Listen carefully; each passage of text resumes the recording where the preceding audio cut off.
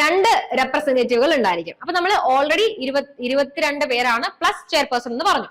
7 പേര് നമ്മൾ മിനിസ്ട്രിയിൽ നിന്നാണ് എടുക്കുന്നത്, സെൻട്രൽ ഗവൺമെന്റ് ആണ് എടുക്കുന്നത്. 7 മിനിസ്ട്രി എന്തൊക്കെയാണെന്ന് നമ്മൾ പറഞ്ഞു. 7 മിനിസ്ട്രി എന്തൊക്കെയാണെന്നുള്ളത് നിർബന്ധമായിട്ടും ഓർത്തു വെക്കാം. ഇനി നമ്മൾ പറയാൻ പോകുന്നത് 2 റെപ്രസെന്റേറ്റീവുകളെ നമ്മൾ സെലക്ട് ചെയ്യും. അവരെ നമ്മൾ സെലക്ട് ചെയ്യുന്നത് ഫുഡ് ഇൻഡസ്ട്രിയിൽ നിന്നായിരിക്കും. Of which one shall be small scale industries. അപ്പൊ ഫുഡ് ഇൻഡസ്ട്രിയിൽ മൊത്തമായിട്ട് നമ്മൾ നോക്കിയിട്ട് ഫുഡ് ഇൻഡസ്ട്രിയെ മൊത്തം നേതൃത്വം കൊടുക്കാൻ, റെപ്രസെന്റ് ചെയ്യാനായിട്ട്, അവരെ അവിടെ എന്താ പറയാ, അവർക്ക് വേണ്ടിയിട്ട് വർക്ക് ചെയ്യാനായിട്ട്, അവർക്ക് വേണ്ടിയിട്ടുള്ള കാര്യങ്ങൾ ചെയ്യാനായിട്ട്, അവരെ റെപ്രസെന്റ് ചെയ്യാനായിട്ട് നമ്മൾ ഫുഡ് ഇൻഡസ്ട്രി മൊത്തമായിട്ട് നമ്മൾ 2 പേരെ സെലക്ട് ചെയ്യും. ഈ 2 പേരിൽ ഒരാള് ജനറലി ഫുഡ് ഇൻഡസ്ട്രി നമ്മൾ സെലക്ട് ചെയ്യുന്ന ഒരാളായിരിക്കും. നിർബന്ധമായിട്ടും ഒരാള് സ്മോൾ സ്കെയിൽ ഇൻഡസ്ട്രികൾ, ഫുഡ് ഇൻഡസ്ട്രിയിൽ തന്നെ ചെറുകിട കച്ചവടക്കാർ, സ്മോൾ സ്കെയിൽ ഇൻഡസ്ട്രീസിനെ റെപ്രസെന്റ് ചെയ്യുന്ന ആൾക്കാരായിരിക്കണം. അപ്പൊ സ്മോൾ സ്കെയിൽ ഇൻഡസ്ട്രീസ്, ഫുഡ് ഇൻഡസ്ട്രിയിൽ നമ്മൾ 2 റെപ്രസെന്റേറ്റീവുകളെ സെലക്ട് ചെയ്യും. അതിൽ ഒരാള് സ്മോൾ സ്കെയിൽ ഇൻഡസ്ട്രീനെ റെപ്രസെന്റ് ചെയ്യുന്ന ആളായിരിക്കണം. ഇനി 2 റെപ്രസെന്റേറ്റീവ് ഫ്രം കൺസ്യൂമർ ഓർഗനൈസേഷൻസ്. നമുക്കറിയാം കൺസ്യൂമർ ഓർഗനൈസേഷനിൽ കുറെ വർക്ക് ചെയ്തിട്ട്. കൺസ്യൂമർ ഓർഗനൈസേഷൻ എന്ന് വെച്ചാൽ എന്താണ്? കൺസ്യൂമേഴ്സ്, എൻഡ് കൺസ്യൂമേഴ്സ് ആയിട്ടുള്ള മനുഷ്യർക്ക് വേണ്ടി വർക്ക് ചെയ്യുന്ന കുറച്ച് ഓർഗനൈസേഷനുകളാണ്. കൺസ്യൂമർ ഓർഗനൈസേഷനുകളിൽ നിന്നും 2 പേരെ നമ്മൾ സെലക്ട് ചെയ്യാം. ഇനി 3 eminent food technologist or scientist. 3 പേരെ നമ്മൾ ചൂസ് ചെയ്യണം. അവർ ഫുഡ് ടെക്നോളജിസ്റ്റുകളായിരിക്കണം, അല്ലെങ്കിൽ സയന്റിസ്റ്റുകളായിരിക്കണം. എമിനന്റ്, അതായത് പേര് കേൾക്കപ്പെട്ട, പേര് എടുത്ത കുറച്ച് ഫുഡ് ടെക്നോളജിസ്റ്റുകളെയോ സയന്റിസ്റ്റുകളെയോ നമ്മൾ അങ്ങനെ 3 പേരെ എന്ത് ചെയ്യുക? അപ്പോയിന്റ് ചെയ്യുക. ഇനി വരുന്നത് 5 members to be appointed by rotation every 3 years, once each in seriatim from the zones as specified in the first schedule to represent the state and union territories. ഈ പോയിന്റ് വളരെ ഇമ്പോർട്ടന്റ് ആണ്. ഇതെന്ന് പറയുന്നത്, നമ്മൾ ഇപ്പൊ കുറെ ആൾക്കാരെ അപ്പോയിന്റ് ചെയ്തു. 7 പേരെ നമ്മൾ മിനിസ്ട്രിയിൽ നിന്ന് അപ്പോയിന്റ് ചെയ്തു. 2 പേരെ നമ്മൾ ഫുഡ് ഇൻഡസ്ട്രിയിൽ നിന്ന് റെപ്രസെന്റ് ചെയ്യാനായിട്ട്, ആ 2 പേരിൽ ഒരാള് സ്മോൾ സ്കെയിൽ ഇൻഡസ്ട്രിയിൽ നിന്നാണെന്ന് പറഞ്ഞു. 3 സയന്റിസ്റ്റുകളെ നമ്മൾ അപ്പോയിന്റ് ചെയ്തു. ഇവരൊക്കെ നമ്മൾ അപ്പോയിന്റ് ചെയ്യുമ്പോൾ ഇവർ എത്ര വർഷമാണ്, ഇവരുടെ ടേം എന്താണെന്ന് നമ്മൾ ഇതുവരെ പറഞ്ഞിട്ടില്ല. ഇവരെ അപ്പോയിന്റ് ചെയ്തു എന്ന് മാത്രം നമ്മൾ പറഞ്ഞിട്ടുള്ളൂ. ടേം എന്താണെന്ന് നമ്മൾ ഇനി നെക്സ്റ്റ് സെക്ഷനിൽ പഠിക്കാൻ പോകുന്നതേ ഉള്ളൂ. പക്ഷെ നമ്മൾ ഈ പറഞ്ഞിരിക്കുന്ന ആൾക്കാരെ കുറിച്ച് കംപ്ലീറ്റ് ഐഡിയ ഇവിടെ തന്നെ തന്നിട്ടുണ്ട്.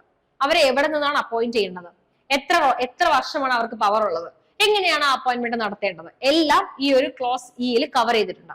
അപ്പൊ നമ്മൾ 5 പേരെ അപ്പോയിന്റ് ചെയ്യണം. അവരെ നമ്മൾ അപ്പോയിന്റ് ചെയ്യുന്നത് റൊട്ടേഷനിലായിരിക്കും. അതായത് ഓരോ 3 വർഷം കഴിയുമ്പോഴും ഈ 5 പേര് മാറി പുതിയ 5 പേര് വരും. അടുത്ത 3 വർഷം കഴിയുമ്പോൾ ഈ വന്നിരിക്കുന്ന 5 പേര് മാറി പുതിയ 5 പേര് വരും. അപ്പൊ ഒരു 3 വർഷം റൊട്ടേറ്റ് ചെയ്തുകൊണ്ട് നമ്മൾ 5 പേരെ വെച്ച് അപ്പോയിന്റ് ചെയ്തുകൊണ്ടേയിരിക്കും. ഈ റൊട്ടേഷൻ എന്ത് ഫോർമാറ്റിലാണ്? സെറിയേറ്റം. സെറിയേറ്റം എന്ന് പറയുന്ന വാക്കുകൊണ്ട് ഉദ്ദേശിക്കുന്നത് കണ്ടിന്യൂസ് ഇൻ പാറ്റേൺ.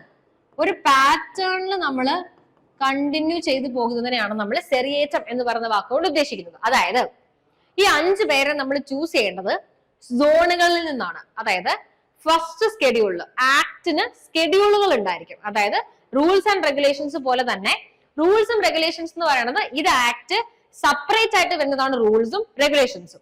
ഈ ആക്ടിനോട് തന്നെ ആക്ടിന്റെ എക്സ്ട്രാ പ്രൊവിഷൻസ് എന്താണെന്ന് പറയാനായിട്ട് ആക്ടിൽ തന്നെ അറ്റാച്ച്ഡ് ആയിട്ടുള്ള കാര്യങ്ങളാണ് സ്കെഡ്യൂളുകളും അപ്പൻഡിക്സുകളും. അപ്പൊ സ്കെഡ്യൂൾ എന്ന് പറയുന്നത് ആക്ടിൽ പറഞ്ഞിരിക്കുന്ന കാര്യങ്ങൾ എന്തൊക്കെയാണെന്ന് ഒന്നും കൂടി ചിലപ്പോൾ ഇങ്ങനെ ആക്ടിൽ ഇങ്ങനെ പറയുന്നുണ്ടാവും, ഇന്ന സോണുകളായിട്ട് തിരിച്ചിട്ടുണ്ട്. അപ്പൊ നമുക്ക് എങ്ങനെ മനസ്സിലാക്കാൻ പറ്റും ഏതൊക്കെയാണ് സോൺ എന്ന്? അത് കൊടുത്തിട്ടുള്ളത് സ്കെഡ്യൂളുകളിലായിരിക്കും. അപ്പൊ അങ്ങനെ ആക്ടിൽ എന്തെങ്കിലും എസ്പെഷ്യലി സ്പെഷ്യൽ ആയിട്ട് ഒരു കാര്യം പറയുന്നുണ്ടെങ്കിൽ ആ സ്പെഷ്യൽ ആയിട്ടുള്ള കാര്യം എന്താണെന്ന് ഡീറ്റെയിൽ ആയിട്ട് പറയാനായിട്ട് നമ്മൾ യൂസ് ചെയ്യുന്ന കാര്യമാണ് സ്കെഡ്യൂളുകൾ. അപ്പൊ ആക്ടിന്റെ ഫസ്റ്റ് സ്കെഡ്യൂളിൽ കൊടുത്തിട്ടുണ്ട് ഏതൊക്കെയാണ് സോണുകളെന്ന്, നമ്മൾ ഇന്ത്യയെ എങ്ങനെയാണ് സോണുകളായിട്ട് തിരിച്ചിരിക്കുന്നതെന്ന് കൊടുത്തിട്ടുണ്ട്. അപ്പൊ ഒരു എത്ര സോൺ ഉണ്ടോ ആ ഓരോ സോണിൽ നിന്നുമാണ് നമ്മൾ എന്ത് പേരെ സെലക്ട് ചെയ്യുന്നത്, അപ്പോയിന്റ് ചെയ്യുന്നത്. 5 പേരെ വെച്ച് നമ്മൾ എന്ത് ചെയ്യും, ഈ സോണുകളിൽ നിന്ന് നമ്മൾ ഓരോ 5 പേരെ വെച്ച് ഇങ്ങനെ സെലക്ട് ചെയ്ത് അപ്പോയിന്റ് ചെയ്തുകൊണ്ടേയിരിക്കും. ആദ്യത്തെ സോണിൽ നിന്ന് നമ്മൾ 5 പേരെ അപ്പോയിന്റ് ചെയ്ത് കഴിഞ്ഞാൽ 3 വർഷം കഴിയുമ്പോൾ ഇവരെ മാറി 2ാമത്തെ സോണിൽ നമ്മൾ അപ്പോയിന്റ് ചെയ്യും.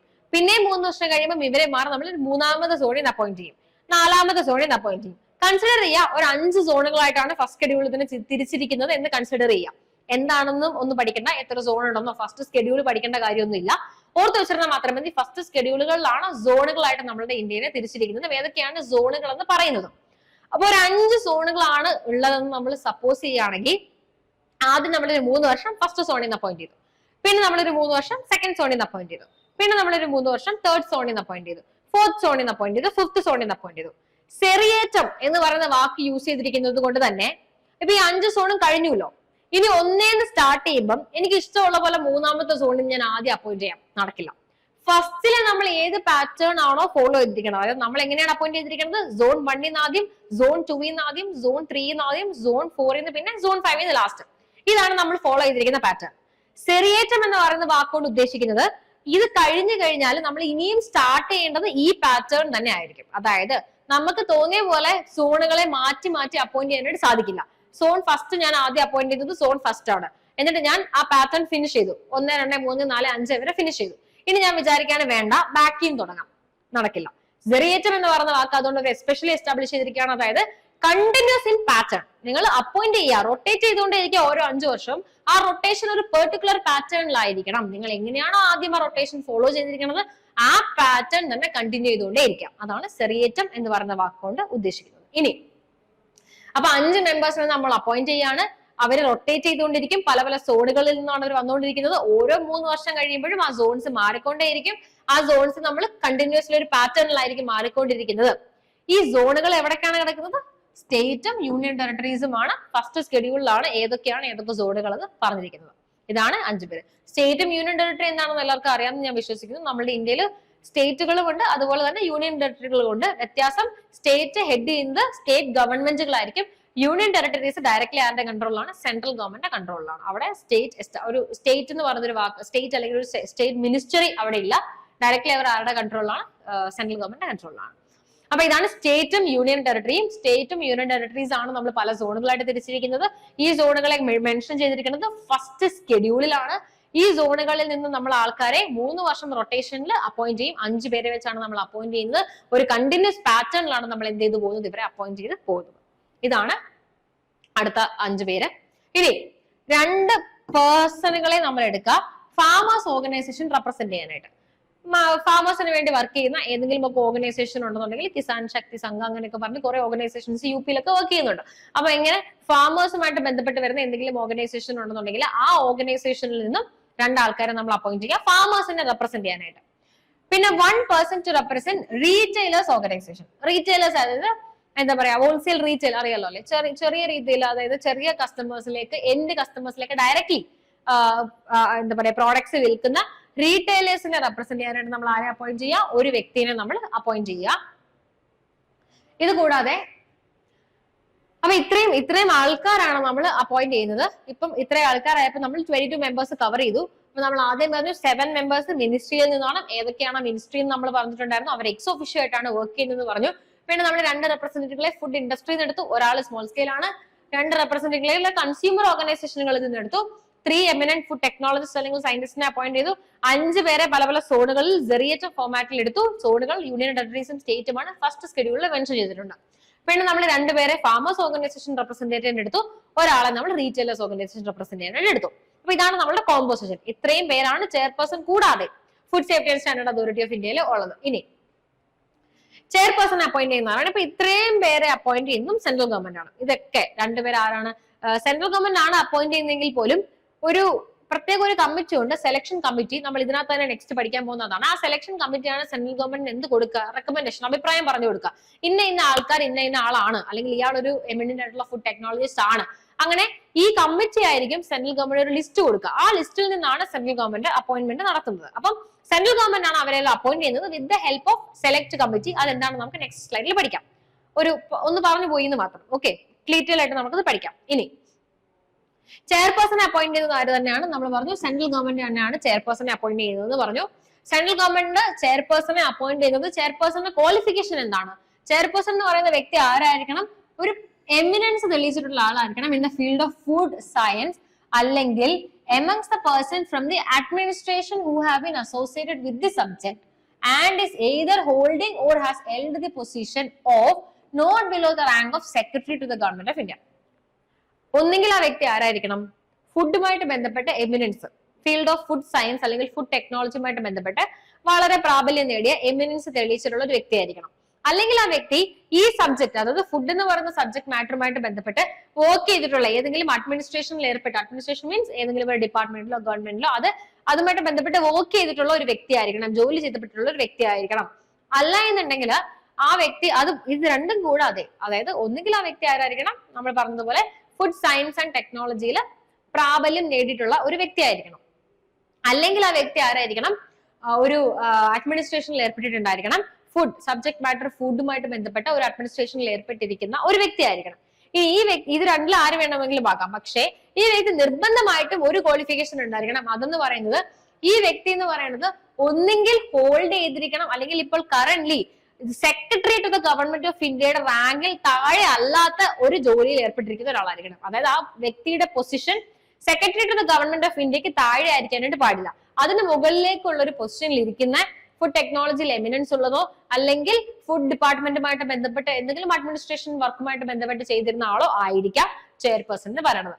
ബേസിക്കലി ഇതുകൊണ്ട് ഉദ്ദേശിക്കുന്നത് നിങ്ങളുടെ എഡ്യൂക്കേഷണൽ ക്വാളിഫിക്കേഷനെക്കാളും നിങ്ങളുടെ എക്സ്പീരിയൻസ് ഇൻ ഫുഡ് ടെക്നോളജി, ഫുഡുമായിട്ട് ബന്ധപ്പെട്ട് നിങ്ങൾക്ക് എന്തൊക്കെ കാര്യങ്ങൾ അറിയാം, നിങ്ങൾ എത്രത്തോളം വർക്ക് ചെയ്തിട്ടുണ്ട്, നിങ്ങളുടെ എക്സ്പീരിയൻസ് എന്താണ്, അതാണ് ആക്ച്വലി എന്ത് ചെയ്യാൻ നോക്കുക, ചെയർപേഴ്സൺ ആയിട്ട് അപ്പോയിന്റ്മെന്റ് നോക്കുക. അല്ലാതെ ഇന്നൊരു ഡിഗ്രി വേണമെന്നോ അതൊന്നും ബേസിക്കലി പറയുന്നില്ല. നമ്മളുടെ എമിനൻസ് ഇൻ ഫുഡ് ടെക്നോളജി ആണ് കാര്യം. ഇനി എന്താണ്, chairperson and members, including the part-time members other than the ex-officio members of the food authority, may be appointed by the central government on the recommendation of a selection committee.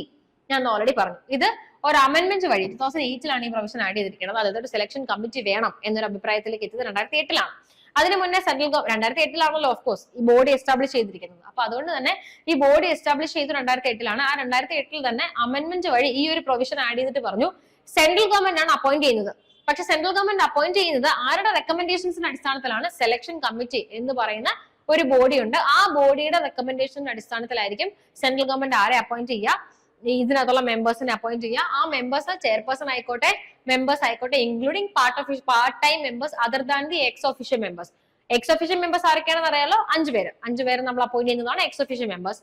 അത് കൂടാതെ ബാക്കി ഉണ്ടായിരിക്കുന്ന members part time members ആണ്. അതായത് അവർക്ക് വേറെ ജോലി ഉണ്ട്, അവർ റെപ്രസെന്റ് ചെയ്യുന്നുണ്ട്, ഫാമേഴ്സ് ഓർഗനൈസേഷൻ അല്ലെങ്കിൽ കൺസ്യൂമർ ഓർഗനൈസേഷനിൽ വർക്ക് ചെയ്യുന്നവരാണ്, അല്ലെങ്കിൽ അവർക്ക് വേറെ ജോലിയുണ്ട്. ഇത് കൂടാതെ അവർ ഇവിടെ പാർട്ട് ടൈം ആയിട്ട് ഈ ബോഡിയിൽ വർക്ക് ചെയ്യുന്നുണ്ട്. എന്തെങ്കിലും കാര്യങ്ങൾ വരുമ്പോൾ ബോഡിയിലേക്ക് വരികയും ബോഡിയിലെ മെമ്പർ എന്ന രീതിയിൽ വോട്ട് ചെയ്യുകയും വർക്ക് ചെയ്യുകയും ഒക്കെ ചെയ്യും, മീറ്റിംഗിൽ പങ്കെടുക്കുകയും ഒക്കെ ചെയ്യും. അപ്പൊ എക്സ് ഒഫീഷ്യൽ മെമ്പേഴ്സ് കൂടാതെയുള്ള part time members including the chairperson എല്ലാവരെയും അപ്പോയിന്റ് ചെയ്യുന്നത് ആരാണ്? സെൻട്രൽ ഗവൺമെന്റ് ആണ്.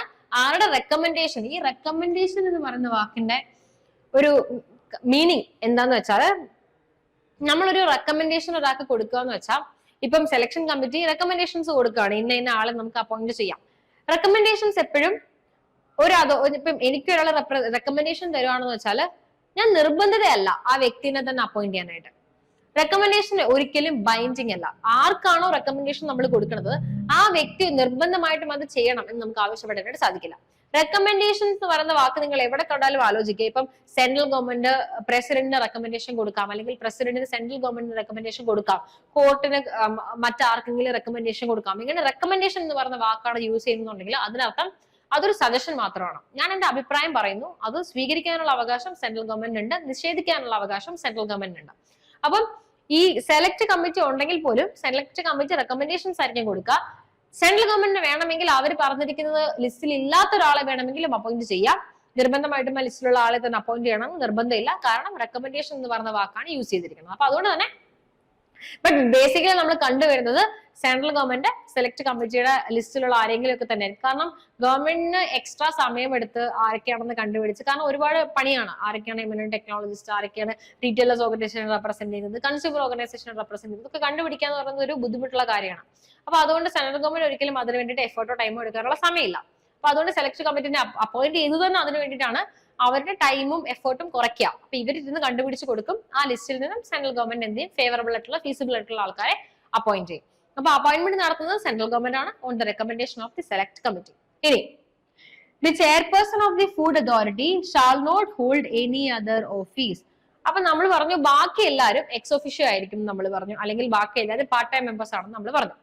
ചെയർപേഴ്സൺ നിർബന്ധമായിട്ടും ആക്ടിൽ പറയുന്നുണ്ട്, ആ വ്യക്തി എപ്പോഴാണോ ഫുഡ് അതോറിറ്റി ഓഫ് ഇന്ത്യയുടെ ചെയർപേഴ്സൺ എന്ന പൊസിഷനിലേക്ക് വരുന്നത്, ആ വരുന്ന സമയത്ത് ആ വ്യക്തി ഒന്നെങ്കിൽ ആ വരുന്ന സമയത്ത് എന്തെങ്കിലും വർക്ക് ചെയ്തിട്ടുണ്ടെങ്കിൽ ആ വർക്ക് റിസൈൻ ചെയ്തിട്ട് വേണം വരാനായിട്ട്, അല്ലെങ്കിൽ ഒരു വർക്കിലും ഏർപ്പെടാത്ത ഒരാളായിരിക്കണം. അതായത് ഈ പൊസിഷനിൽ ഇരിക്കുമ്പോൾ ഈ പൊസിഷൻ മാത്രമേ ആ വ്യക്തിക്ക് ഉണ്ടാവാനായിട്ട് പാടുള്ളൂ. അതായത് പുള്ളി ഒരു പാർട്ട് ടൈം എംപ്ലോയിയോ എക്സ് ഒഫീഷ്യോ എംപ്ലോയിയോ ആയിരിക്കാനായിട്ട് സാധിക്കില്ല. കംപ്ലീറ്റ് ഫിസിക്കൽ ഫുൾ എംപ്ലോയ്മെന്റിൽ ഏർപ്പെട്ടിരിക്കുന്ന ഒരു വ്യക്തിയാണ് ചെയർപേഴ്സൺ എന്ന് പറയുന്നത്. അപ്പൊ അതാണ് സെക്ഷൻ 5 നമ്മൾ കോമ്പോസിഷൻ ആണ് ബേസിക്കലി നമ്മൾ കവർ ചെയ്തത്. ആരൊക്കെയാണ് food safety and standard authority of India എന്ന് പറയുന്ന ആക്ടിലുള്ളത്? 22 പ്ലസ് ചെയർപേഴ്സൺ ആണെന്ന് പറഞ്ഞു. 22 പേര് എവിടെ നിന്നൊക്കെ ആരാണ് അപ്പോയിന്റ് ചെയ്യുന്നത്, എങ്ങനെയാണ് അപ്പോയിന്റ് ചെയ്യുന്നത്, ആ ഒരു ഡീറ്റെയിൽസ് ആണ് നമ്മൾ എന്ത് ചെയ്തത് സെക്ഷൻ 5 കവർ ചെയ്തത്. ഇനി നമ്മൾ നോക്കുന്നത് സെക്ഷൻ 6 ആണ്, സെലക്ഷൻ കമ്മിറ്റി. അപ്പൊ നമ്മൾ പറഞ്ഞു സെക്ഷൻ 5 നമ്മൾ പറഞ്ഞു സെലക്ഷൻ കമ്മിറ്റി ഉണ്ടായിരിക്കും. ആ സെലക്ഷൻ കമ്മിറ്റിയുടെ റെക്കമെൻഡേഷൻസിന്റെ അടിസ്ഥാനത്തിലാണ് എന്ത് ചെയ്യുന്നത് സെൻട്രൽ ഗവൺമെന്റ് അപ്പോയിന്റ് ചെയ്യാൻ പോകുന്നതെന്ന് നമ്മൾ പറഞ്ഞു. അപ്പൊ എന്താണ് ഈ സെലക്ഷൻ കമ്മിറ്റി, ആരാണ് ഈ സെലക്ഷൻ കമ്മിറ്റി, അത് നമുക്ക് അറിയണ്ടേ. ചുമ്മാ സെൻട്രൽ ഗവൺമെന്റ് ആക്ടിൽ സെലക്ഷൻ കമ്മിറ്റി ഉണ്ട് എന്ന് പറഞ്ഞിട്ട് കാര്യമില്ലല്ലോ. ഈ ബോഡി ഒരുപാട് ബോഡീസ് പഠിക്കാനുണ്ട്. അതുകൊണ്ട് നിങ്ങൾ ഓരോ ബോഡിയും പഠിക്കുമ്പോൾ കൃത്യമായിട്ട് ഓർത്തു വെക്കുക എന്തുമായിട്ട് ബന്ധപ്പെട്ടാണ് നിങ്ങൾ ആ ബോഡി പഠിക്കുന്നത്. നിങ്ങൾക്ക് ഇനി ഒരുപാട് ബോഡി പഠിക്കാനുണ്ട്. Designated officer, food safety officer, analyst, lab, അങ്ങനെ കുറെ കാര്യങ്ങൾ, കുറെ ബോഡീസും കുറെ കോമ്പോസിഷനും പവറും ഫംഗ്ഷനും നമുക്ക് പഠിക്കാനുണ്ട്. ഏറ്റവും ബുദ്ധിമുട്ടുള്ള ഒരു കാര്യം എന്താണ് ഈ ആക്ടുമായിട്ട് ബന്ധപ്പെട്ടെന്ന് വെച്ചാൽ ആക്ടിലെ സെക്ഷൻസ് എന്ന് പറയുന്നത് ഒരു ഓർഡർ അല്ല കൊടുത്തിരിക്കുന്നത്. പല ഓഫീസേഴ്സിനെയും കുറിച്ച് പറയുന്നത് ആ ഓഫീസറിന്റെ പവറും ഫംഗ്ഷനും പറഞ്ഞതിന് ശേഷമാണ് ആ ഓഫീസർ ആരാണെന്നും എന്താണെന്നൊക്കെ പറയണം. അപ്പൊ നമുക്ക് പെട്ടെന്ന് ഈ ആക്ട് വായിക്കുമ്പോൾ നമുക്ക് കൺഫ്യൂസ്ഡ് ആകും. ഇത് ആരാണ് ഈ ഓഫീസർ, ഇതുവരെ ഇതിനെക്കുറിച്ച് ഈ വ്യക്തിയെ കുറിച്ച് പറഞ്ഞില്ലല്ലോ ആക്ടിൽ നമ്മൾ വിചാരിക്കും. അയാളുടെ പവേഴ്സും ഫംഗ്ഷൻസും ഓൾറെഡി പറയും, പിന്നീടാണ് അയാൾ ആരാണെന്നും എന്താണെന്നൊക്കെ നമുക്ക് പറയാം. അതുകൊണ്ട് മനസ്സിലാക്കാൻ കുറച്ച് ബുദ്ധിമുട്ടുണ്ട്. പക്ഷെ ഞാൻ സ്ലൈഡ് പ്രിപ്പയർ ചെയ്തിരിക്കുന്നത് ആരാണെന്ന് പറഞ്ഞതിന് ശേഷമാണ് പവേഴ്സും ഫംഗ്ഷൻസും പറയുന്നത്. സെക്ഷൻ വൈസ് അല്ല, ടോപ്പിക് വൈസ് ആണ് ഞാൻ സ്ലൈഡ്സ് പ്രിപ്പയർ ചെയ്തിരിക്കുന്നത്. കുറച്ച് കൺഫ്യൂഷൻ ഉണ്ടാവില്ല. സെക്ഷൻസ് അപ്പൊ കൃത്യമായിട്ട് മനസ്സിലാക്കി പോവുക. ടോപ്പിക് വൈസ് ആയതുകൊണ്ട് തന്നെ സെക്ഷൻസ് ഷഫ്ലിംഗ് ആണ്. ഒരു ടോപ്പിക്കിൽ തന്നെ ഓർഡറിലല്ല സെക്ഷൻ വരിക. ഇപ്പൊ നമുക്ക് ഫുഡ് സേഫ്റ്റി ഓർഡറിലാണ് കൊടുത്തിരിക്കുന്നത്, അതുകൊണ്ട് ബുദ്ധിമുട്ടില്ല. അപ്പൊ നമ്മളിനി സെലക്ഷൻ കമ്മിറ്റി. അപ്പൊ സെലക്ഷൻ കമ്മിറ്റി കേൾക്കുമ്പോഴേ ആലോചിച്ചോ സെലക്ഷൻ കമ്മിറ്റി എന്തുമായിട്ട് ബന്ധപ്പെട്ട് വരുന്നതാണ്? കോമ്പോസിഷൻ അല്ലെങ്കിൽ appointment of food safety officers, sorry food അതോറിറ്റിയിലെ മെമ്പേഴ്സ്. ഫുഡ് അതോറിറ്റിയിലെ മെമ്പേഴ്സ് ആരൊക്കെയാണ് എന്ന് പറയുന്ന അതുമായിട്ട് ബന്ധപ്പെട്ട് സെൻട്രൽ ഗവൺമെന്റ് റെക്കമെൻഡേഷൻ കൊടുക്കാൻ അർഹതയുള്ള ഒരു കമ്മിറ്റിയാണ് സെലക്ഷൻ കമ്മിറ്റി. ആ സെലക്ഷൻ കമ്മിറ്റിയാണ് സെക്ഷൻ 6 പറയുന്നത്. അപ്പൊ സെക്ഷൻ 6 പറയുന്നുണ്ട് സെലക്ഷൻ കമ്മിറ്റിയിൽ ആരൊക്കെയാണുള്ളത്. കോമ്പോസിഷൻ കൺസിസ്റ്റ് ഓഫ് എന്ന് വെച്ചാൽ കോമ്പോസിഷൻ, ഇതിൽ ആരൊക്കെയാണ് ഉള്ളത് അല്ലെങ്കിൽ ഇതിന്റെ കോമ്പോസിഷൻ എന്താണെന്നാണ് പറയുന്നത്. അപ്പം ഫുഡ് അതോറിറ്റി അല്ലെങ്കിൽ FSSAIയുടെ കോമ്പോസിഷൻ പറഞ്ഞിരിക്കുന്നത് സെക്ഷൻ 5 സെക്ഷൻ 4 ഇത് എന്ത് ചെയ്തിരിക്കുന്നത്? എസ്റ്റാബ്ലിഷ്മെന്റ്, ഈ ഒരു ബോഡി വന്നിട്ടുണ്ട് എന്ന് പറഞ്ഞിരിക്കുന്നത് section 4 establishment section 4. Section 5 food അതോറിറ്റിയുടെ കോമ്പോസിഷൻ ആണ് സെക്ഷൻ 5 പറയണത്. സെക്ഷൻ 6 നമ്മൾ പറയുന്നത് സെലക്ട് കമ്മിറ്റിയുടെ കോമ്പോസിഷൻ ആണ്. അപ്പൊ എന്താണ് ഈ സെലക്ട് കമ്മിറ്റി? സെക്ഷൻ 5 പറയുന്നുണ്ട് നമ്മൾ സെലക്ട് കമ്മിറ്റിയുടെ റെക്കമെൻഡേഷൻ അടിസ്ഥാനത്തിലാണ് സെൻട്രൽ ഗവൺമെന്റ് അപ്പോയിന്റ് ചെയ്യാൻ പോകുന്നത്. അപ്പൊ അവിടെ നിന്നാണ് നമുക്കൊരു സെലക്ട് കമ്മിറ്റി എന്ന് പറയുന്ന ഒരു കമ്മിറ്റി ഈ ബോഡി ഈ ആക്ടിലുണ്ട് നമുക്ക് മനസ്സിലാക്കാൻ സാധിക്കാം. ആ തൊട്ടടുത്ത സെക്ഷനിൽ ആരാണ് എന്താണ് എന്ന് പറയുന്നുണ്ട്. അപ്പൊ ആരൊക്കെയാണുള്ളത്? ക്യാബിനറ്റ് സെക്രട്ടറി, ആദ്യത്തെ വ്യക്തി ഈ ബോഡിയിലുള്ളത് ക്യാബിനറ്റിന്റെ സെക്രട്ടറി ആണ്. സെൻട്രൽ ഗവൺമെന്റിന്റെ ക്യാബിനറ്റ് സെക്രട്ടറി ആരാണോ ആ വ്യക്തി ആരായിട്ടായിരിക്കും ആക്ട് ചെയ്യുക? ചെയർപേഴ്സൺ എന്ന് വെച്ചാൽ ഹെഡ് പൊസിഷൻ പുള്ളിയായിരിക്കും. ക്യാബിനറ്റ് സെക്രട്ടറി ചെയർപേഴ്സൺ ആയിട്ട് ആക്ട് ചെയ്യും. അത് കഴിഞ്ഞിട്ട് വരുന്നത് secretary in charge of the ministry or the department responsible for the administration of this act. ആ വ്യക്തി കൺവീനർ മെമ്പർ ആയിട്ടായിരിക്കും ആക്ട് ചെയ്യാൻ പോവുക. അപ്പം ആദ്യത്തെ വ്യക്തി ക്യാബിനറ്റ് സെക്രട്ടറി ആണ്, പുള്ളിയായിരിക്കും ചെയർമാൻ. ചെയർമാന്റെ തൊട്ട് താഴെ വരുന്ന പൊസിഷൻ ആണ് കൺവീനർ മെമ്പർ. അതായത് മെമ്പർ കൺവീനർ ആരാണെന്നുള്ളത്. മെമ്പർ കൺവീനർ ആരാണ്?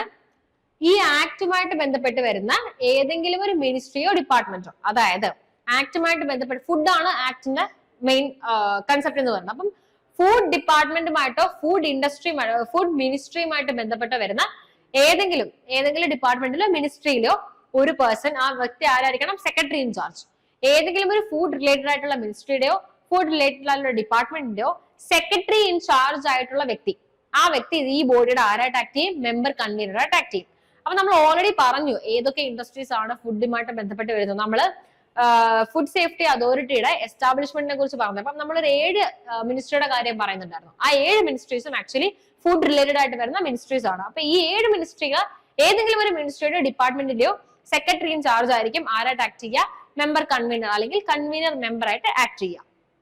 ഇനി ഞാൻ കുറച്ച് എക്സാമ്പിൾ കൊടുത്തിരിക്കുകയാണ്. Ministry of health and family welfare ആണ് ഒരു മിനിസ്ട്രി അങ്ങനെയുള്ള, അത് കൂടാതെ നമ്മൾ നേരത്തെ പറഞ്ഞിരിക്കുന്നത് ഏത് മിനിസ്ട്രിയിൽ നിന്ന് വേണമെങ്കിലും ഒരാള്, ആ വ്യക്തി ആരായിരിക്കണം എന്ന് മാത്രം, ആ മിനിസ്ട്രിയുടെ സെക്രട്ടറി ഇൻ ചാർജ് ആയിരിക്കണം എന്ന് മാത്രം.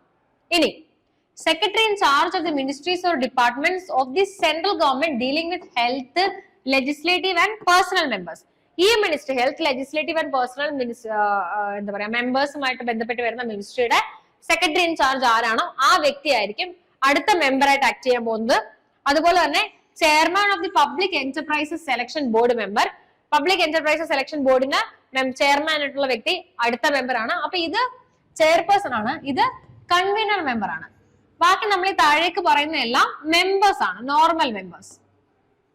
നോർമൽ മെമ്പേഴ്സിൽ ആദ്യം വരുന്നതാണ് secretary in charge of the ministries or departments dealing with health, legislation and personnel members. അതുപോലെ തന്നെയാണ് ചെയർമാൻ പബ്ലിക് എന്റർപ്രൈസസ് സെലക്ഷൻ ബോർഡിന്റെ ചെയർമാൻ. അത് കഴിഞ്ഞിട്ട് വരുന്നതാണ് eminent food technologist to be nominated by the central government. ആ വ്യക്തി ആരായിട്ട് ആക്ട് ചെയ്യും? മെമ്പറായിട്ട് act ചെയ്യും. അപ്പൊ ഇവര് മൂന്നുപേരും മെമ്പേഴ്സ് ആണ്. ഇത് കൺവീനർ മെമ്പർ ആണ്, ഇത് ചെയർമാൻ ആണ്. ചെയർമാൻ ആരാണ്? ക്യാബിനറ്റ് സെക്രട്ടറി ആണ്. സെൻട്രൽ ഗവൺമെന്റിന്റെ ക്യാബിനറ്റിന്റെ സെക്രട്ടറി ആരാണോ ആ വ്യക്തി ആയിരിക്കും ചെയർമാൻ. അത് കഴിഞ്ഞിട്ട് വരുന്നത് ഗവൺമെന്റ് ഫുഡ് ഇൻഡസ്ട്രിയുമായിട്ട് ബന്ധപ്പെട്ട് അല്ലെങ്കിൽ ഈ ആക്ടുമായിട്ട് ബന്ധപ്പെട്ട് ഡീൽ ചെയ്യുന്ന മിനിസ്ട്രി. അതിലൊരു എക്സാമ്പിൾ ആണ് ministry of family welfare, government of India. അങ്ങനെയുള്ള മിനിസ്ട്രികളിൽ നിന്നുള്ള എന്താ പറയാ member secretary, secretary in charge ആരാണോ ആ വ്യക്തി ആയിരിക്കും കൺവീനർ മെമ്പർ ആയിട്ട് ആക്ട് ചെയ്യുക. അതിനുശേഷം ബാക്കിയുള്ളതൊക്കെ മെമ്പേഴ്സ് ആണ്. അതിൽ ഏതൊക്കെയാണ്? Health, legislative and personal matters എന്ന് പറയുന്ന മിനിസ്ട്രിയുടെ സെക്രട്ടറി ഇൻ ചാർജ് ആയിട്ടുള്ള ആരാണോ ആ വ്യക്തി ആദ്യത്തെ മെമ്പർ. രണ്ടാമത്തെ മെമ്പർ പബ്ലിക് എന്റർപ്രൈസസ് സെലക്ഷൻ ബോർഡിന്റെ മെമ്പർ ആണ്, അതാണ് രണ്ടാമത്തെ മെമ്പർ. മൂന്നെന്ന് പറയുന്നത് ഒരു ഫുഡ് ടെക്നോളജിസ്റ്റ് ആണ്, സെൻട്രൽ ഗവൺമെന്റ് നോമിനേറ്റ് ചെയ്യാൻ പോകുന്ന ഒരു ഫുഡ് ടെക്നോളജിസ്റ്റ് ആണ് മൂന്നാമത്തെ മെമ്പർ. അങ്ങനെ ഇതാണ് സെലക്ഷൻ കമ്മിറ്റിയിൽ ഉണ്ടായിരിക്കുന്ന ആൾക്കാർ. ഇനി ഒരു ഓർക്കേണ്ട ഒരു കാര്യം, സെലക്ഷൻ കമ്മിറ്റി എന്ന് പറയുന്ന ഒരു കമ്മിറ്റി കണ്ടിന്യൂസ്ലി വർക്ക് ചെയ്യുന്ന ഒരു കമ്മിറ്റി അല്ല. എപ്പോഴെങ്കിലും അപ്പോയിന്റ്മെന്റ് ആവശ്യം വരുമ്പോൾ ഇവരൊക്കെ ഒത്തുകൂടും. ആരൊക്കെയാണ് അപ്പോയിന്റ് ചെയ്യേണ്ടതെന്നുള്ള റെക്കമെൻഡേഷൻ തയ്യാറാക്കും, സെൻട്രൽ ഗവൺമെന്റിന് അയച്ചു കൊടുക്കും, ഇവര് പിരിയും. അല്ലാതെ ഇവര് ഒരു കമ്മിറ്റി ആണ് അല്ലെങ്കിൽ കമ്മിറ്റി 24/7 വർക്ക് ചെയ്യണം അല്ലെങ്കിൽ കമ്മിറ്റി ആയിട്ട് ഇവർ എപ്പോഴും ഉണ്ടാവും, അങ്ങനെയില്ല. അപ്പൊ ആരാണോ ഈ പൊസിഷൻസ് ഒക്കെ റൊട്ടേറ്റിംഗ് ആണ്. നമ്മൾ ഓരോ ഇലക്ഷൻ മാറുമ്പോഴും ഓരോ മന്ത്രിസഭ മാറുമ്പോഴും ഈ പൊസിഷൻസ് ഒക്കെ മാറിക്കൊണ്ടിരിക്കുന്ന ആൾക്കാരാണ്. അപ്പൊ ആ വ്യക്തി ഇവർ ഇന്നതൊക്കെയാണ് ഈ എന്താ പറയാ കമ്മിറ്റിയിലുള്ള ആൾക്കാർ ഇവരൊക്കെ ആണെന്ന് ഫിക്സഡ് ആയിട്ട് പറയാനായിട്ട് പറ്റില്ല. പൊസിഷൻസ് മാറിക്കൊണ്ടേ ഇരിക്കുന്ന ആൾക്കാരാണ്. ഒരിക്കലും നമ്മൾ പറയുന്നത് ഇന്ന വ്യക്തിയാണെന്നല്ല, ഇന്ന പൊസിഷനിൽ ഇരിക്കുന്ന വ്യക്തിയാണെന്നാണ് പറയുന്നത്. അപ്പൊ നമ്മൾ പൊസിഷനാണ് ഫിക്സ് ചെയ്തിരിക്കുന്നത്, വ്യക്തികളെ ഫിക്സ് ചെയ്തിട്ടില്ല. പക്ഷെ മറ്റേടത്ത് നമ്മൾ പറയുന്നത് ഈ ഓർഗനൈസേഷനിൽ നിന്ന് ഒരാൾ, അപ്പൊ ആ ഓർഗനൈസേഷനിൽ ഇരിക്കുന്ന ആ വ്യക്തിയെ നമ്മൾ എടുത്തിട്ടാണ് എന്ത് ചെയ്യുന്നത്, ആ ഫുഡ് അതോറിറ്റിയിലേക്ക് അപ്പോയിന്റ് ചെയ്യുന്നത്. പക്ഷെ ഇവിടെ നമ്മൾ ഈ വ്യക്തിയെ നമ്മൾ എടുക്കുന്നില്ല, ആ പൊസിഷനിൽ ഇരിക്കുന്ന ആരാണോ ആ വ്യക്തി ആയിരിക്കും എന്നാണ് നമ്മൾ പറഞ്ഞിരിക്കുന്നത്. അപ്പം ഈ പൊസിഷൻസ് മാറി വരുന്നതുകൊണ്ട് തന്നെ ഈ ബോർഡ് എന്തല്ല, സെലക്ഷൻ കമ്മിറ്റി എന്ന് പറയുന്ന ഒരു ബോർഡ് ഫിക്സഡ് അല്ല, കണ്ടിന്യൂസ് ആയിട്ട് വർക്ക് ചെയ്യുന്നില്ല. എപ്പോഴാണോ അപ്പോയിന്റ്മെന്റ് ആവശ്യമായിട്ടുള്ളത് അപ്പോൾ ഇവർ വരുന്നു, ഒത്തുകൂടുന്നു. ആരൊക്കെയാണ് അന്ന് ആ പൊസിഷൻ ഹാൻഡിൽ ചെയ്യുന്നത് അവരെല്ലാം കൂടെ വരുന്നു, ഒത്തുകൂടുന്നു, തീരുമാനിക്കുന്നു, പോകുന്നു. That's all. അപ്പൊ ഇതാണ് സെലക്ഷൻ കമ്മിറ്റി എന്ന് പറയുന്നത്. ഇനി നമ്മൾ 4 എസ്റ്റാബ്ലിഷ്മെന്റ് പറഞ്ഞു, 5 കോമ്പോസിഷൻ ആരൊക്കെയാണെന്ന് പറഞ്ഞു, എന്തൊക്കെയാണെന്ന് പറഞ്ഞു. സെക്ഷൻ 6 നമ്മൾ ഇവരെ അപ്പോയിന്റ് ചെയ്യാനായിട്ട് ഗവൺമെന്റ് റെക്കമെൻഡേഷൻസ് കൊടുക്കുന്ന സെലക്ഷൻ കമ്മിറ്റിന്റെ കോമ്പോസിഷൻ എന്താണെന്ന് പറഞ്ഞു. നമ്മൾ സെക്ഷൻ 7 ടേം ആണ് പറയുന്നത്, അതായത് എത്ര കാലമാണ് ഇവർ വർക്ക് ചെയ്യുന്നത് നമ്മളത് പറഞ്ഞിട്ടില്ല. സെക്ഷൻ 5 നമ്മൾ കോമ്പോസിഷൻ പഠിക്കുമ്പോൾ ആകെ ഒരിടത്ത് മാത്രം 3 വർഷം കൂടുമ്പോൾ ഇവർ റൊട്ടേഷനിൽ മാറും എന്ന് മാത്രമേ പറഞ്ഞിട്ടുള്ളൂ. ആ ഒരു പ്ലേസിൽ മാത്രമാണ് നമ്മൾ ടേം 3 വർഷമാണ് ആ മെമ്പേഴ്സിന് എന്ന് പറഞ്ഞത്. ഒരു 3 വർഷം കഴിയുമ്പോഴും അടുത്ത ആൾക്കാർ വരും എന്ന് നമ്മൾ പറഞ്ഞു. ബാക്കി ആരും ചെയർപേഴ്സൺ എത്ര വർഷം വർക്ക് ചെയ്യണം, അല്ലെങ്കിൽ എന്താ പറയാ 7 മിനിസ്റ്റേഴ്സ് എത്ര വർഷം വർക്ക് ചെയ്യണം, ഇതൊന്നും നമ്മൾ പറയുന്നില്ല. ഇവിടെ നമ്മൾ ടേം ചൂസ് ചെയ്യുമ്പോൾ ക്ലോസ് 1 എന്നാണ് പറഞ്ഞിരിക്കുന്നത്, chairperson and members other than the ex official members. Ex official മെമ്പേഴ്സിന്റെ ടെന്യൂർ നമ്മൾ ഇവിടെയും പറയുന്നില്ല. ചെയർപേഴ്സന്റെ മറ്റു മെമ്പേഴ്സും, എക്സ് ഒഫീഷ്യൽ മെമ്പേഴ്സ് അല്ലാത്ത ചെയർപേഴ്സന്റെ മറ്റു മെമ്പേഴ്സും അവർ എത്ര വർക്കുമാണ്, shall hold office for 3 years. അവര് 3 വർഷത്തേക്കായിരിക്കും വർക്ക് ചെയ്യുക. അപ്പൊ ചെയർപേഴ്സന്റെയും മറ്റ് മെമ്പേഴ്സിന്റെയും other than ex official മെമ്പേഴ്സിന്റെ term എത്രയാണ്? 3 years ആണ്. എന്തുകൊണ്ടായിരിക്കും എക്സ് ഒഫീഷ്യൽ മെമ്പേഴ്സിന് നമ്മൾ ടേം പ്രൊവൈഡ് ചെയ്യാത്തത്? കാരണം ഞാൻ നേരത്തെ പറഞ്ഞ റീസൺ തന്നെയാണ്, അവർ മിനിസ്റ്റേഴ്സ് ആണ്, എക്സ് ഒഫീഷ്യൽ ആണ്. ആ മിനിസ്ട്രിയിൽ അപ്പൊ ആരാണോ ഉള്ളത് ആ മിനിസ്ട്രിയിലുള്ള 7 പേരായിരിക്കും അപ്പോഴത്തേക്കും റെസ്പോൺസിബിൾ ആയിട്ട് വരിക. അല്ലാതെ നമുക്ക് ഒരിക്കലും അവർക്ക് വേണ്ടി ടേം ഫിക്സ് ചെയ്യാൻ പറ്റില്ല. കാരണം ആ മിനിസ്ട്രിയുടെ ഇപ്പം നമ്മൾ ഇവരെ അപ്പോയിന്റ് ചെയ്തു 2 വർഷം കഴിഞ്ഞപ്പോഴത്തേക്കും മിനിസ്ട്രി ഇല്ലാതായി, പുതിയ ഗവൺമെന്റ് വന്നു. അപ്പൊ നമ്മൾ ആ വ്യക്തികളെ തന്നെ പിടിച്ച് നമുക്ക് ഇരുത്താനായിട്ട് സാധിക്കില്ല. നമ്മൾ അവരെ മാറ്റിയിട്ട് പുതിയ മിനിസ്ട്രിയിൽ നിന്ന് ആൾക്കാരെ അപ്പോയിന്റ് ചെയ്യും. അവരായിരിക്കും അടുത്ത 1 വർഷം, അടുത്ത 3 വർഷം ഉണ്ടാവുക. അവര് ഭരിക്കുന്നിടത്ത 3 വർഷം ഉണ്ടാവും, അല്ലെങ്കിൽ അവർ ഭരിക്കുന്നിടത്തോളം ഉണ്ടാവും. അപ്പൊ അത് എങ്ങനെയാണെന്നുള്ളത് അപ്പോഴത്തെ ഒരു അടിസ്ഥാനത്തിൽ ഇവരൊരു ഇന്റേണൽ ആയിട്ട് തീരുമാനിക്കുന്ന ഒരു കാര്യമാണ്. നമുക്ക് ഫിക്സ് ചെയ്ത റൂൾ ഇല്ല. ഫിക്സ് ചെയ്ത് നമ്മൾ ടേം പറഞ്ഞിരിക്കുന്നത് എക്സ് ഒഫീഷ്യൽ മെമ്പേഴ്സ് അല്ലാതെ ബാക്കിയുള്ള മെമ്പേഴ്സ് ആരൊക്കെയാണോ അവർക്ക് ഇത്രയും 3 വർഷമാണ്. നമ്മൾ ഓൾറെഡി ഇത് റൊട്ടേഷനിൽ പറയുന്നുണ്ട് 3 വർഷമാണെന്ന്. കൂടാതെ ചെയർപേഴ്സണും 3 വർഷമാണെന്നാണ് ഈ സെക്ഷൻ പറയുന്നത്. And shall hold on office for 3 years from the date on which they enter their offices and shall be eligible for reappointment for a further period of 3 years. റീഅപ്പോയിന്റ്മെന്റ് ചെയ്യാൻ പറ്റും. അതായത് ഒരു 3 വർഷം ഞാൻ ചെയർപേഴ്സൺ ആയിരുന്നു, അല്ലെങ്കിൽ ഞാൻ മെമ്പർ ആയിട്ടിരുന്നു. അടുത്ത ആ 3 വർഷം കഴിഞ്ഞപ്പോൾ എന്റെ ടെനൂർ കഴിഞ്ഞു, ഞാൻ ടേം കഴിഞ്ഞു. ആ ടേം കഴിഞ്ഞാലും അടുത്ത 3 വർഷത്തേക്ക് എനിക്ക് എന്ത് ചെയ്യാനായിട്ട് പറ്റും? റീഅപ്പോയിന്റ് ചെയ്യാനായിട്ട് സാധിക്കും. അപ്പം റീഅപ്പോയിന്റ്മെന്റ് എന്ന് പറയുന്നത് സ്പെഷ്യലി എടുത്ത് പറഞ്ഞിട്ടുള്ള ഒരു പവറാണ്. റീഅപ്പോയിന്റ്മെന്റ് ഫോർ ഫർദർ 3 years എന്ന് പറഞ്ഞിരിക്കുന്നതിനർത്ഥം ഒരു തവണ മാത്രമേ റീഅപ്പോയിന്റ്മെന്റ് ചെയ്യാൻ സാധിക്കുള്ളൂ. അതായത് ഞാനിപ്പോ ഒരു ചെയർപേഴ്സൺ ആയിട്ട് ഇരിക്കുകയാണ്, 3 വർഷം കഴിഞ്ഞു, എന്റെ ടേം അവസാനിച്ചു. അടുത്തൊരു 3 വർഷത്തേക്ക് കൂടി എന്നെ ചെയർപേഴ്സൺ ആയിട്ട് അപ്പോയിന്റ് ചെയ്യാം. പിന്നീട് ഒരു റീഅപ്പോയിന്റ്മെന്റിനെ കുറിച്ച് ആക്ട് പറയുന്നില്ല. ആക്ടിൽ പറയുന്നത് ഫർദർ പീരീഡ് ഓഫ് 3 years എന്ന് നിർബന്ധമായിട്ട് പറയുന്നുണ്ട്. അപ്പം അടുത്തൊരു 3 വർഷത്തേക്ക് കൂടി എന്നെ ചെയർപേഴ്സൺ ആക്കി മാറ്റാം എന്നാണ് ആക്ട് ഉദ്ദേശിക്കുന്നത്. അപ്പം ഒരു 3 വർഷത്തേക്കും കൂടി നമ്മൾ എന്ത് ചെയ്യാനായിട്ട് സാധിക്കും? റീഅപ്പോയിന്റ് ചെയ്യാനായിട്ട് സാധിക്കും. അത് ചെയർപേഴ്സൺ ആയിരിക്കാം, മെമ്പേഴ്സിനെ ആയിരിക്കാം. എക്സ് ഒഫീഷ്യൽ മെമ്പേഴ്സിന്റെ ടേമോ റീഅപ്പോയിന്റ്മെന്റോ ഒന്നും ആക്ട് പറയുന്നില്ല. അത് അതത് മിനിസ്ട്രിയിൽ ആരൊക്കെയാണ് എപ്പോഴൊക്കെയാണുള്ളത് അങ്ങനെ അപ്പോയിന്റ്മെന്റ് അങ്ങനെ കണ്ടിന്യൂ ചെയ്ത് പോകും. ഇനി provided that chairperson shall not hold office as such after he has attained the age of 65 years. 2008 sorry ഇത് 2008 എന്നാണ് കേട്ടോ. 2008 അപ്പോയിന്റ്മെന്റ് അമെന്റ്മെന്റ് വഴിയാണ് ഈ ഒരു പ്രൊഫഷൻ ആഡ് ചെയ്തത്. അതായത് ചെയർപേഴ്സണ് 3 വർഷമാണ് ടേം നമ്മൾ പറയുന്നു. പക്ഷെ ആ വ്യക്തിക്ക് എപ്പോഴാണോ 65 years 65 വയസ്സ് തികയുന്നത് ആ ദിവസത്തിന് ശേഷം, ഈവൻ ദോ 3 വർഷം ആയില്ല എന്നെ അപ്പോയിന്റ് ചെയ്തിട്ട്, ഞാനാണ് ചെയർപേഴ്സൺ, എനിക്കൊരു 64 വയസ്സുള്ളപ്പോഴാണ് എന്നെ ചെയർപേഴ്സണായിട്ട് അപ്പോയിന്റ് ചെയ്യുന്നത്. എനിക്ക് 3 വർഷം ഇരിക്കാം, അതായത് 67 വയസ്സ് വരെ എനിക്ക് ആ പൊസിഷനിൽ ഇരിക്കാം. 64 വയസ്സായപ്പോഴാണ് എന്നെ അപ്പോയിന്റ് ചെയ്തത്. 3 വർഷം ഇരിക്കാനുള്ള അവകാശം എനിക്കുണ്ട് ആദ്യത്തെ പ്രൊവിഷൻ വായിക്കുകയാണെന്നുണ്ടെങ്കിൽ. അപ്പൊ അങ്ങനെ വന്നപ്പോ 2008 ഒരു അമെന്റ്മെന്റ് വഴി പുതിയ സെക്ഷൻ ആഡ് ചെയ്തിട്ട് പറഞ്ഞു, ചെയർപേഴ്സണ് 3 വർഷമാണ് ടേമെങ്കിൽ പോലും ഈ 3 വർഷത്തിന് മുന്നേ ആ വ്യക്തിക്ക് 65 വയസ്സ് പൂർത്തിയാവുകയാണെങ്കിൽ അന്ന് മുതൽ ആ വ്യക്തി പൊസിഷനിൽ ഇരിക്കാൻ അർഹനല്ല. അതായത് ഒന്നുകിൽ 3 വർഷം അല്ലെങ്കിൽ 65 വയസ്സ് വരെ, ഇതാണിക്കും എന്റെ ടേം. അപ്പൊ എന്നെ അപ്പോയിന്റ് ചെയ്യുന്നത് ഒന്നുകിൽ എനിക്ക് 3 വർഷം ഇരിക്കാം, ഈ 3 വർഷത്തിൽ ഇരിക്കവേ തന്നെ എപ്പോഴെങ്കിലും 3 വർഷത്തിന് മുന്നേ എനിക്ക് 65 വയസ്സായാൽ ഞാൻ ആ പൊസിഷനിൽ നിന്ന് മാറും. അപ്പൊ എന്റെ ടേം എന്ന് പറയുന്നത് either 3 years or 65 years whichever is earlier, ഏതാണ് ആദ്യം സംഭവിക്കുന്നത് അതനുസരിച്ച് ഞാൻ എന്ത് ചെയ്യേണ്ടി വരും? റിട്ടയർ ചെയ്യേണ്ടി വരും. അപ്പം 65 വയസ്സ് എന്ന് പറഞ്ഞ ഒരു പ്രായപരിധി ചെയർപേഴ്സൺ കൊണ്ടുവന്നത് 2008 അമെന്റ്മെന്റിന് ശേഷമാണ്. ഇനി notwithstanding anything contained in the subsection chairperson or the members may. അപ്പൊ എന്താണ് ഈ നോട്ട് വിത്ത്സ്റ്റാൻഡിംഗ് എനിത്തിങ് എന്ന് പറയുന്ന വാക്കുകൊണ്ട് ഉദ്ദേശിക്കുന്നത്? നിങ്ങൾ പല നിയമം വായിക്കുമ്പോഴും ഇതുപോലുള്ള കുറച്ച് ലീഗൽ ടേമുകൾ നമുക്ക് കാണാനായിട്ട് പറ്റും. Notwithstanding anything, provided that, save as otherwise provided, nothing in this section shall, ഇങ്ങനെയൊക്കെ പറഞ്ഞ കുറച്ച് വാക്കുകൾ അത് ലീഗൽ ടേമുകളാണ്. അതിനൊക്കെ ഓരോന്നിനും സ്പെസിഫിക് ആയിട്ടുള്ള മീനിങ് ഉണ്ട്. അപ്പൊ ഇവിടെ നോട്ട് വിത്ത്സ്റ്റാൻഡിംഗ് എനിത്തിങ് എന്നുകൊണ്ട് ഉദ്ദേശിക്കുന്നത് മുകളിൽ എന്തൊക്കെ നമ്മൾ പറഞ്ഞിട്ടുണ്ടോ അതൊന്നും ബാധകമല്ല, അല്ലെങ്കിൽ അതൊന്നും ഇല്ലാണ്ട് തന്നെ, അല്ലെങ്കിൽ അതൊന്നും ഫോളോ ചെയ്യാണ്ട് തന്നെ, അതൊന്നും എൻഫോഴ്സ് ചെയ്യാണ്ട് തന്നെ താഴെ പറയുന്ന കാര്യങ്ങൾ ചെയ്യാൻ സാധിക്കും. അതായത് മുകളിൽ എന്തൊക്കെ പറഞ്ഞിട്ടുണ്ടെങ്കിൽ പോലും അതിന് കോൺട്രഡിക്ടറി ആയിട്ട്, അല്ലെങ്കിൽ അതില്ലാണ്ട് തന്നെ, അല്ലെങ്കിൽ അതിന് എഗെയിൻസ്റ്റ് ആയിട്ട് പോലും എനിക്ക് താഴെ പറയുന്ന കാര്യങ്ങൾ ചെയ്യാൻ സാധിക്കും എന്നൊരു എക്സെപ്ഷൻ ആണ് നോട്ട് വിത്ത്സ്റ്റാൻഡിംഗ് എനിത്തിങ് എന്ന് പറയുന്ന വാക്കുകൊണ്ട് ഉദ്ദേശിക്കുന്നത്. നോട്ട് വിത്ത്സ്റ്റാൻഡിംഗ് എനിത്തിങ് എന്ന് വെച്ചാൽ മുകളിൽ പറഞ്ഞിരിക്കുന്നത് എന്തൊക്കെയാണോ അതൊന്നും കൂടാതെ തന്നെ, അതാണ് കറക്റ്റ്ലി അതിന്റെ ലീഗൽ മീനിങ്. അതൊന്നും കൂടാതെ തന്നെ എനിക്ക് എന്ത് ചെയ്യാനായിട്ട് സാധിക്കും? അപ്പൊ മുകളിൽ പറഞ്ഞിരിക്കുന്നത് ബേസിക്കലി എന്താണ്? ചെയർപേഴ്സന് 3 വർഷം, മെമ്പേഴ്സിന് 3 വർഷം, other than ex official members. ചെയർപേഴ്സന് മാത്രം പ്രായപരിധി 65 വയസ്സ്, 65 വയസ്സാവുകയാണെങ്കിൽ റിട്ടയർ ചെയ്യണം.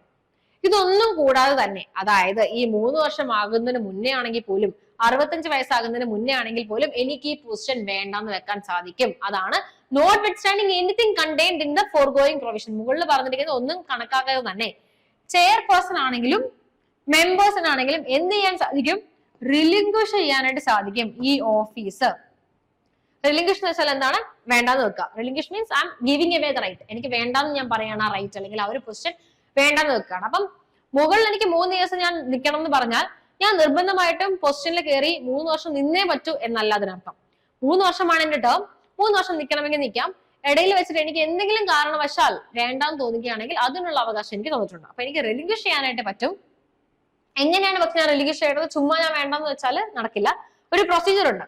പ്രൊസീജിയർ എന്താണ്? ഞാൻ ഇൻ റൈറ്റിംഗ് സെൻട്രൽ ഗവൺമെന്റിന് ഒരു നോട്ടീസ് കൊടുക്കണം of not less than 3 months. അതായത് നമ്മൾ ഈ പൊസിഷനിലൊക്കെ ഇരിക്കുമ്പോൾ ഓഫീസിലൊക്കെ വർക്ക് ചെയ്യുമ്പോൾ നോട്ടീസ് പീരീഡ് എന്ന് പറയില്ലേ, അതായത് ഇറങ്ങുന്നതിന് കുറച്ച് നാൾ മുന്നേ നമ്മൾ അറിയിക്കണം അതോറിറ്റീനെ, ഞാൻ ഇന്ന മാസം റിട്ടയർ ചെയ്യാൻ ആഗ്രഹിക്കുന്നു, അല്ലെങ്കിൽ ഇന്ന മാസം ഈ ജോലി വേണ്ടെന്ന് വെക്കാൻ ആഗ്രഹിക്കുന്നു, ക്വിറ്റ് ചെയ്യാൻ ആഗ്രഹിക്കുന്നു എന്ന് അറിയിക്കണം. സെയിം പ്രൊസീജിയറാണ് ഇവിടെ. ഏതെങ്കിലും ഒരു ഓഫീസറിനോ ചെയർപേഴ്സണോ ആ പൊസിഷൻ കണ്ടിന്യൂ ചെയ്യാൻ താല്പര്യമില്ല, അയാളുടെ ഫുൾ ടേമിൽ 3 വർഷം അത് എക്സൈസ് ചെയ്യാൻ, ആ പവർ എക്സൈസ് ചെയ്യാൻ താല്പര്യമില്ല എന്ന് എപ്പോഴെങ്കിലും തോന്നുകയാണെന്നുണ്ടെങ്കിൽ സെൻട്രൽ ഗവൺമെന്റിന് എഴുതിക്കൊണ്ട് ഒരു നോട്ടീസ് കൊടുക്കാം. ഇൻ റൈറ്റിംഗ് സെൻട്രൽ ഗവൺമെന്റിനെ അറിയിക്കുക എനിക്ക് താല്പര്യമില്ല എന്നുള്ളത്. ആ നോട്ടീസ് കൊടുത്ത് 3 മാസത്തിന് ശേഷമായിരിക്കും ഞാൻ ആ പൊസിഷനിൽ നിന്ന് എനിക്ക് ഇറങ്ങേണ്ടി വരിക. അതായത് 3 മാസം ഞാൻ നോട്ടീസ് പീരീഡിൽ വർക്ക് ചെയ്യണം, അതാണ് ഉദ്ദേശിക്കുന്നത്. 3 മാസത്തെ സമയം സെൻട്രൽ ഗവൺമെന്റിന് ഞാൻ കൊടുക്കണം. അത് എന്തിനു വേണ്ടിയിട്ടാണെന്ന് അറിയാമോ? ഈ 3 മാസം മുന്നേ ഒരു നോട്ടീസ് കൊടുക്കണം എന്ന് പറയുന്നത് ജനറലി നമ്മൾ കമ്പനിയിലൊക്കെ കാണിക്കുന്ന പോലെ തന്നെയാണ്. അവർക്ക് മറ്റൊരു വ്യക്തിനെ അപ്പോയിന്റ് ചെയ്യണമല്ലോ, ആ അപ്പോയിന്റ്മെന്റിന് എടുക്കാൻ അവർക്ക് കൊടുക്കുന്ന ഒരു സമയമാണ് ഈ 3 മാസം എന്ന് പറയുന്നത്. അപ്പൊ നമ്മൾ ഇറങ്ങും തന്നെ പുതിയ ഒരാളെ അവർ അപ്പോയിന്റ് ചെയ്യാൻ വേണ്ടിയിട്ട് നമ്മൾ എന്ത് ചെയ്യുക? നമ്മൾ ഇറങ്ങാൻ പോകുകയാണ് എന്നുള്ള നമ്മളുടെ ഒരു ഇന്റൻഷൻ അവരെ അറിയിക്കുക. റൈറ്റിംഗിലാണ് സെൻട്രൽ ഗവൺമെന്റിനാണ് അറിയിക്കേണ്ടത്, നോട്ടീസ് വഴിയാണ് അറിയിക്കേണ്ടത്. ബേസിക്കലി നമ്മളെ അപ്പോയിന്റ് ചെയ്ത ആൾ ആരാണോ അയാൾക്ക് തന്നെ ആയിരിക്കും നമ്മളെ റിമൂവ് ചെയ്യാനുള്ള അവകാശം ഉള്ളത്.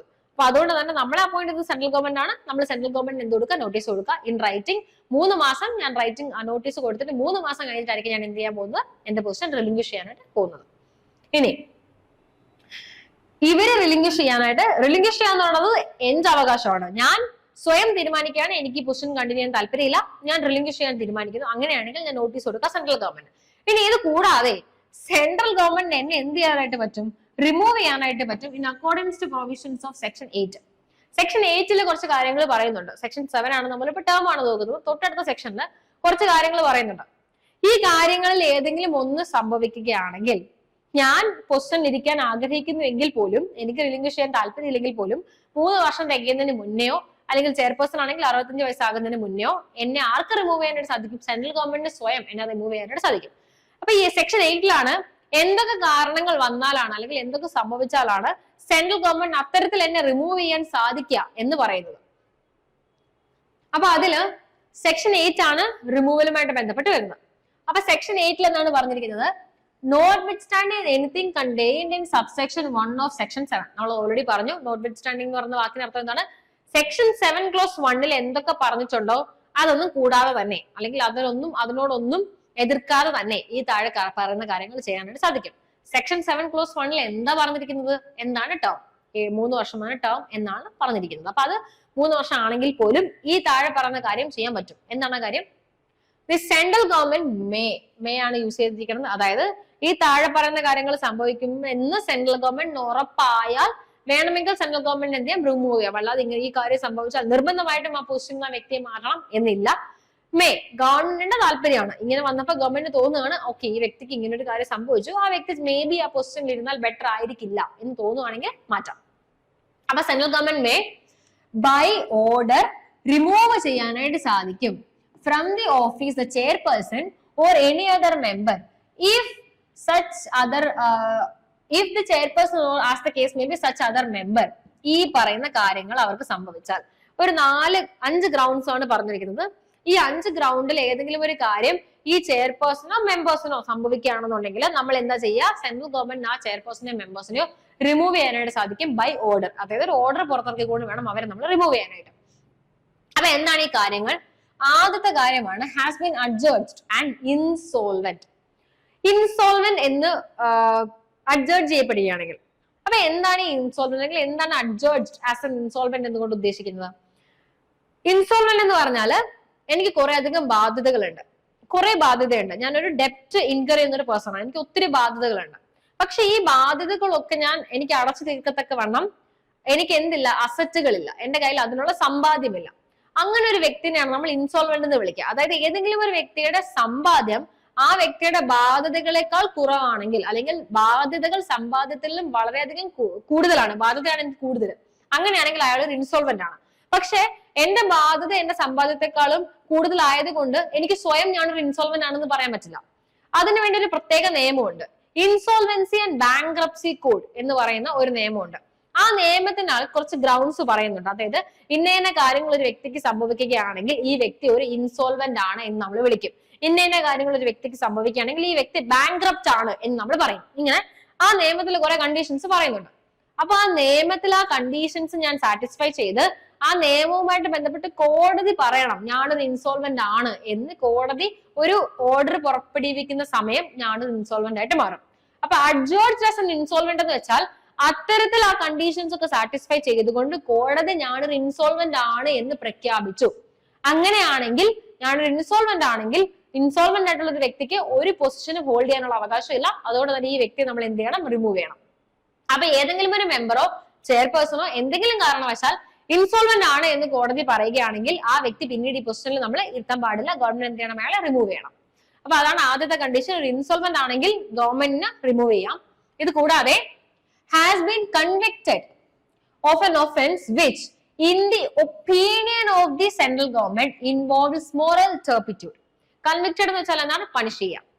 കൺവിക്റ്റഡ് എന്ന് പറയുന്ന വാക്ക് നമ്മൾ യൂഷ്വലി യൂസ് ചെയ്യുന്നത് ക്രിമിനൽ കേസുകളിലാണ്. അപ്പൊ ഒരു ക്രിമിനൽ കേസുകളിൽ ഏതെങ്കിലും ഒരു വ്യക്തി ശിക്ഷ അനുഭവിച്ചിട്ടുണ്ടെങ്കിലോ ശിക്ഷിക്കപ്പെട്ടിട്ടുണ്ടെങ്കിലോ നമ്മൾ അയാളെ വിളിക്കുന്ന പേരാണ് കൺവിക്ട്, അല്ലെങ്കിൽ അയാളെ കൺവിക്റ്റഡ് ആയി, കൺവിക്ഷൻ ആയി എന്നൊക്കെ നമ്മൾ പറയും. സിവിൽ ആണെന്നുണ്ടെങ്കിൽ നമ്മൾ കൂടുതലും കൺവിക്ഷൻ എന്ന് പറഞ്ഞൊരു ടേം യൂസ് ചെയ്യില്ല. കോമ്പൻസേഷൻ, പണിഷ്മെന്റ് അങ്ങനെയുള്ള വാക്കുകളൊക്കെ യൂസ് ചെയ്യാം. ക്രിമിനൽ കേസുകളിൽ കൺവിക്ഷൻ എന്ന് പറഞ്ഞ വാക്കാണ് നമ്മൾ ജനറലി യൂസ് ചെയ്യാം. അപ്പൊ ഏതെങ്കിലും ഒരു വ്യക്തി കൺവിക്ട് ചെയ്യപ്പെട്ടു. എന്തിനെ കൺവിക്ട് ചെയ്യപ്പെട്ടു? മോറൽ ടർപിറ്റ്യൂഡ് ഇൻവോൾവ് ആയിട്ടുള്ള ഒരു ഒഫൻസ് ആണ് എന്ന് സെൻട്രൽ ഗവൺമെന്റ് അഭിപ്രായപ്പെടുന്ന ഒരു ഒഫൻസിൽ. ശ്രദ്ധിച്ച് മനസ്സിലാക്കുക. മോറൽ ടർപിറ്റ്യൂഡ് ഉള്ള ഒരു ഒഫൻസിൽ അയാൾ പണിഷ് ചെയ്യണമെന്ന് നിർബന്ധമില്ല. പക്ഷെ അയാളെ പണിഷ് ചെയ്ത്, മോറൽ ടർപിറ്റ്യൂഡ് എന്ന് വെച്ചാൽ എന്താണ്? മൊറാലിറ്റിക്ക് എഗെയിൻസ്റ്റ് ആയിട്ട് മനുഷ്യൻ ഹോൾഡ് ചെയ്യുന്ന മൊറാലിറ്റിക്ക്, ഫോർ എക്സാമ്പിൾ റേപ്പ്, മർഡർ, ഇങ്ങനെയുള്ള സെക്ഷൽ അസോൾട്ട്, ഇങ്ങനെയുള്ള മൊറാലിറ്റിക്ക് എഗെയിൻസ്റ്റ് ആയിട്ടുള്ള ഏതെങ്കിലും ഒരു ഒഫൻസ് ആണ് ആ വ്യക്തി ചെയ്തതെന്ന് കരുതുക. അതാണ് മോറൽ ടർപിറ്റ്യൂഡ് ഇൻവോൾവ് ആയിട്ടുള്ള ഒരു ഒഫൻസ്. പക്ഷെ മോറൽ ടർപിറ്റ്യൂഡ് ഇൻവോൾവ് ആയിട്ടുള്ള ഒഫൻസ് ആയിരിക്കണമെന്ന് നിർബന്ധമില്ല. അയാൾ ചെയ്തിരിക്കുന്ന ഒഫൻസ് മോറൽ ടർപിറ്റ്യൂഡിൽ ഇൻവോൾവ് ആയിട്ടുള്ള ഒരു ഒഫൻസ് ആണെന്ന് സെൻട്രൽ ഗവൺമെന്റ് അഭിപ്രായപ്പെട്ടാൽ മതി. സെൻട്രൽ ഗവൺമെന്റ് ഒപ്പീനിയൻ ആണോ നിർബന്ധമായിട്ടും. സെൻട്രൽ ഗവൺമെന്റ് ഒപ്പീനിയനിൽ തോന്നുകയാണ് ഈ വ്യക്തി ചെയ്തിരിക്കുന്ന കുറ്റം മൊറാലിറ്റിക്ക് എഗെയിൻസ്റ്റ് ആണ് അല്ലെങ്കിൽ മോറൽ ടർപിറ്റ്യൂഡിന് എഗെയിൻസ്റ്റ് ആണ് എന്ന് തോന്നുകയാണെങ്കിൽ, ഈവൻ ദോ ആ ഒഫൻസ് ലോ അനുസരിച്ച് മോറൽ ടർപിറ്റ്യൂഡ് ഇൻവോൾവ് അല്ല എങ്കിൽ പോലും അയാളെ റിമൂവ് ചെയ്യാം. സെൻട്രൽ ഗവൺമെന്റ് ഒപ്പീനിയൻ ആണ് അവിടെ നിർബന്ധം. അപ്പൊ സെൻട്രൽ ഗവൺമെന്റ് ഒപ്പീനിയനിൽ ആ വ്യക്തി ചെയ്തിരിക്കുന്ന കുറ്റം മോറൽ ടർപിറ്റ്യൂഡ് ഇൻവോൾവ് ആയിട്ടുള്ള ഒരു കുറ്റമാണെങ്കിൽ, അയാൾ അതിനെ പണിഷ് ചെയ്യപ്പെട്ടിട്ടുണ്ടെങ്കിൽ, കൺവിക്ട് ചെയ്യപ്പെട്ടിട്ടുണ്ടെങ്കിൽ അയാളെ എന്ത് ചെയ്യാം? നമുക്ക് റിമൂവ് ചെയ്യാം. അതാണ് ക്ലോസ് ബി പറയുന്നത്. ക്ലോസ് സിയിൽ പറയുന്നത് എന്താണ്? became physically or mentally incapable of acting as a member. Physically or mentally incapable എന്ന് ഉദ്ദേശിക്കുന്നത് രണ്ട് കാര്യങ്ങളാണ്. ഫിസിക്കൽ ഇൻകേപ്പബിലിറ്റി എന്താണ്? ആ വ്യക്തിക്ക് ബോഡിലി ഇഞ്ചുറി എന്തെങ്കിലും സസ്റ്റെയിൻ ചെയ്തു, അയാൾക്കൊരു മെമ്പർ എന്ന നിലയിൽ വന്ന് കാര്യങ്ങളിൽ ഏർപ്പെടാനോ ഒന്നും സാധിക്കുന്നില്ല. ഫിസിക്കലി ആ വ്യക്തി എന്താണ്? ഡിസേബിൾഡ് ആണ്. മെന്റൽ ഡിസേബിലിറ്റി കൊണ്ട് ഉദ്ദേശിക്കുന്നത് ആ വ്യക്തി ഇൻസേൻ ആണ്, അതായത് കാര്യങ്ങൾ മനസ്സിലാക്കി ചെയ്യാനുള്ള ഒരു ബുദ്ധിയോ വിവരമോ ആ വ്യക്തിക്കില്ല. അതാണ് മെന്റൽ ഡിസേബിലിറ്റി കൊണ്ട് ഉദ്ദേശിക്കുന്നത്. അപ്പം മെന്റലി ഡിസേബിൾ ആയിരിക്കാം, അല്ലെങ്കിൽ ഫിസിക്കലി, മെന്റലി ഓക്കെ ആയിരിക്കാം ബട്ട് ഫിസിക്കലി ഡിസേബിൾഡ് ആയിരിക്കാം. അപ്പൊ ഫിസിക്കലിയോ മെന്റലിയോ ആ വ്യക്തിക്ക് എന്തെങ്കിലും തരത്തിലുള്ള ഡിസേബിൾമെന്റ് സംഭവിക്കുകയാണെങ്കിൽ ആ വ്യക്തിയെ നമുക്ക് റിമൂവ് ചെയ്യാം. ഇത് കൂടാതെ has acquired such financial or other interest as is likely to affect prejudicially his functions as a member. Prejudicially എന്ന് പറഞ്ഞ വാക്കുകൊണ്ട് ഉദ്ദേശിക്കുന്നത് എഗെയിൻസ്റ്റ് ആയിട്ട്, അതായത് മോശമായ രീതിയിൽ അഫക്ട് ചെയ്യാൻ സാധ്യതയുണ്ട്. അപ്പം ഞാനെന്ന് പറഞ്ഞൊരു വ്യക്തി ഒരു ചെയർപേഴ്സണോ അല്ലെങ്കിൽ മെമ്പറോ ആണെന്ന് കരുതുക. ഞാൻ ആ പൊസിഷനിൽ ഇരിക്കവേ എനിക്ക് എന്തെങ്കിലും തരത്തിലുള്ളൊരു കാര്യം സംഭവിച്ചു, അല്ലെങ്കിൽ ഒരു ഇൻട്രസ്റ്റ് എനിക്ക് ജനറേറ്റ് ചെയ്യപ്പെട്ടു, ഇൻട്രസ്റ്റ് ഉണ്ടാക്കപ്പെട്ടു എന്നില്, അല്ലെന്നുണ്ടെങ്കിൽ എന്തെങ്കിലും തരത്തിലുള്ളൊരു എന്താ പറയാ ഇൻട്രസ്റ്റ് അല്ലെങ്കിൽ ഒരു ഫൈനാൻഷ്യൽ കാര്യത്തിൽ ഞാൻ ഏർപ്പെട്ടു. ആ ഫൈനാൻഷ്യൽ പൊസിഷനിൽ ഞാൻ ഇരിക്കുകയോ അല്ലെങ്കിൽ ആ ഇൻട്രസ്റ്റ് എനിക്ക് ഉണ്ടായതോ കാരണം ഗവൺമെന്റ് തോന്നുകയാണ് ഈ വ്യക്തി ഈ പൊസിഷനിൽ ഇരുന്നു കൊണ്ട് ഇത്തരത്തിലുള്ളൊരു ഇൻട്രസ്റ്റ് ഈ വ്യക്തിക്ക് ഉണ്ടായതോ അല്ലെങ്കിൽ ഫൈനാൻഷ്യൽ പൊസിഷൻ ആ വ്യക്തിക്ക് ഉണ്ടായതോ ഈ പൊസിഷനിൽ ആ വ്യക്തി ഇരിക്കുന്നതിന് എഗെയിൻസ്റ്റ് ആണ് എന്ന് ഗവൺമെന്റ് തോന്നുവാണെങ്കിൽ എന്നെ റിമൂവ് ചെയ്യാം. അതിനൊരു എക്സാമ്പിൾ പറയാമെന്നുണ്ടെങ്കിൽ, ഞാൻ ഹോൾഡ് ചെയ്യുന്ന പൊസിഷൻ എന്നാണ് ഫുഡ് അതോറിറ്റിയുടെ ചെയർപേഴ്സൺ അല്ലെങ്കിൽ ഫുഡ് അതോറിറ്റി ഓഫ് ഇന്ത്യയുടെ മെമ്പർ എന്നാണ്. അപ്പൊ ഞാൻ ഈ പൊസിഷനിൽ ഇരിക്കവേ തന്നെ ഞാൻ സ്വയം ഒരു ഫുഡ് ബിസിനസ് സ്റ്റാർട്ട് ചെയ്യുകയാണെന്ന് കരുതുക. ഞാൻ ഈ പൊസിഷനിൽ ഇരിക്കവേ തന്നെ ഞാനൊരു ഫുഡ് ബിസിനസ് സ്റ്റാർട്ട് ചെയ്യുകയാണെന്നുണ്ടെങ്കിൽ, ഒന്ന്, എനിക്ക് എന്ത് വേണമെങ്കിലും ചെയ്യാം, കാരണം ഞാനാണ് അതോറിറ്റി. ഞാൻ എന്ത് ചെയ്താലും ആരും ചോദിക്കുന്നില്ല, അവസാന അതോറിറ്റി ഞാനാണ്. അപ്പം എനിക്ക് എന്ത് ലൂപ്പ് ഹോൾസ് സൃഷ്ടിച്ചുകൊണ്ടും അല്ലെങ്കിൽ എന്ത് കാര്യം ചെയ്തുകൊണ്ടും എന്റെ ബിസിനസ് വളർത്താനായിട്ട് സാധിക്കും. അപ്പൊ ഞാൻ അത്തരത്തിലൊരു ബിസിനസ്സിൽ ഏർപ്പെടുമ്പം സെൻട്രൽ ഗവൺമെന്റ് തോന്നുകയാണ് ഞാൻ അങ്ങനെ ഒരു ബിസിനസ് എന്ന് പറയുമ്പോൾ എനിക്കൊരു ഫൈനാൻഷ്യൽ ഇൻട്രസ്റ്റ് ഉണ്ട് ആ ബിസിനസ്, എനിക്ക് ഫൈനാൻസ് ജനറേറ്റ് ചെയ്യപ്പെടുന്നില്ല. അപ്പൊ എനിക്കൊരു എനിക്ക് ലാഭകരമായിട്ടുള്ള, എനിക്ക് താല്പര്യമുള്ളൊരു കാര്യമാണത്. അപ്പൊ അങ്ങനെ ഞാനൊരു ബിസിനസ്സിൽ ഏർപ്പെടുമ്പോൾ സെൻട്രൽ ഗവൺമെന്റിന് തോന്നുകയാണ് ഞാൻ അത്തരത്തിലുള്ള ഒരു കാര്യം ചെയ്യുകയാണെങ്കിൽ ഞാൻ ഈ പൊസിഷനിൽ ഇരിക്കുന്നതിന് എഗെയിൻസ്റ്റ് ആയിട്ട്, അല്ലെങ്കിൽ ഞാൻ ഈ പൊസിഷൻ മോശമായ രീതിയിൽ ഉപയോഗിക്കാൻ സാധ്യതയുണ്ട്. ആ ഇൻട്രസ്റ്റിന് വേണ്ടിയിട്ട്, ആ ഫൈനാൻസിന് വേണ്ടിയിട്ട്, എന്റെ ബിസിനസിന് വേണ്ടിയിട്ട് ഞാൻ ഈ പൊസിഷൻ മിസ്യൂസ് ചെയ്യാൻ ഓഫ്കോഴ്സ് സാധ്യതയുണ്ട്. ഞാൻ ആ പൊസിഷനിൽ ഇരിക്കുമ്പോൾ എനിക്ക് വേണ്ട രീതിയിൽ ഞാൻ വേണമെങ്കിൽ ആ ബിസിനസ് വളർത്താനായിട്ട് എന്തും ചെയ്യും ഈ പൊസിഷനിൽ ഇരുന്നുകൊണ്ട്. അപ്പൊ അങ്ങനെ എന്തെങ്കിലും ഒരു ഇൻട്രസ്റ്റോ ഒരു ഫൈനാൻഷ്യൽ പൊസിഷനോ വരികയാണ് ആ വ്യക്തിക്ക്.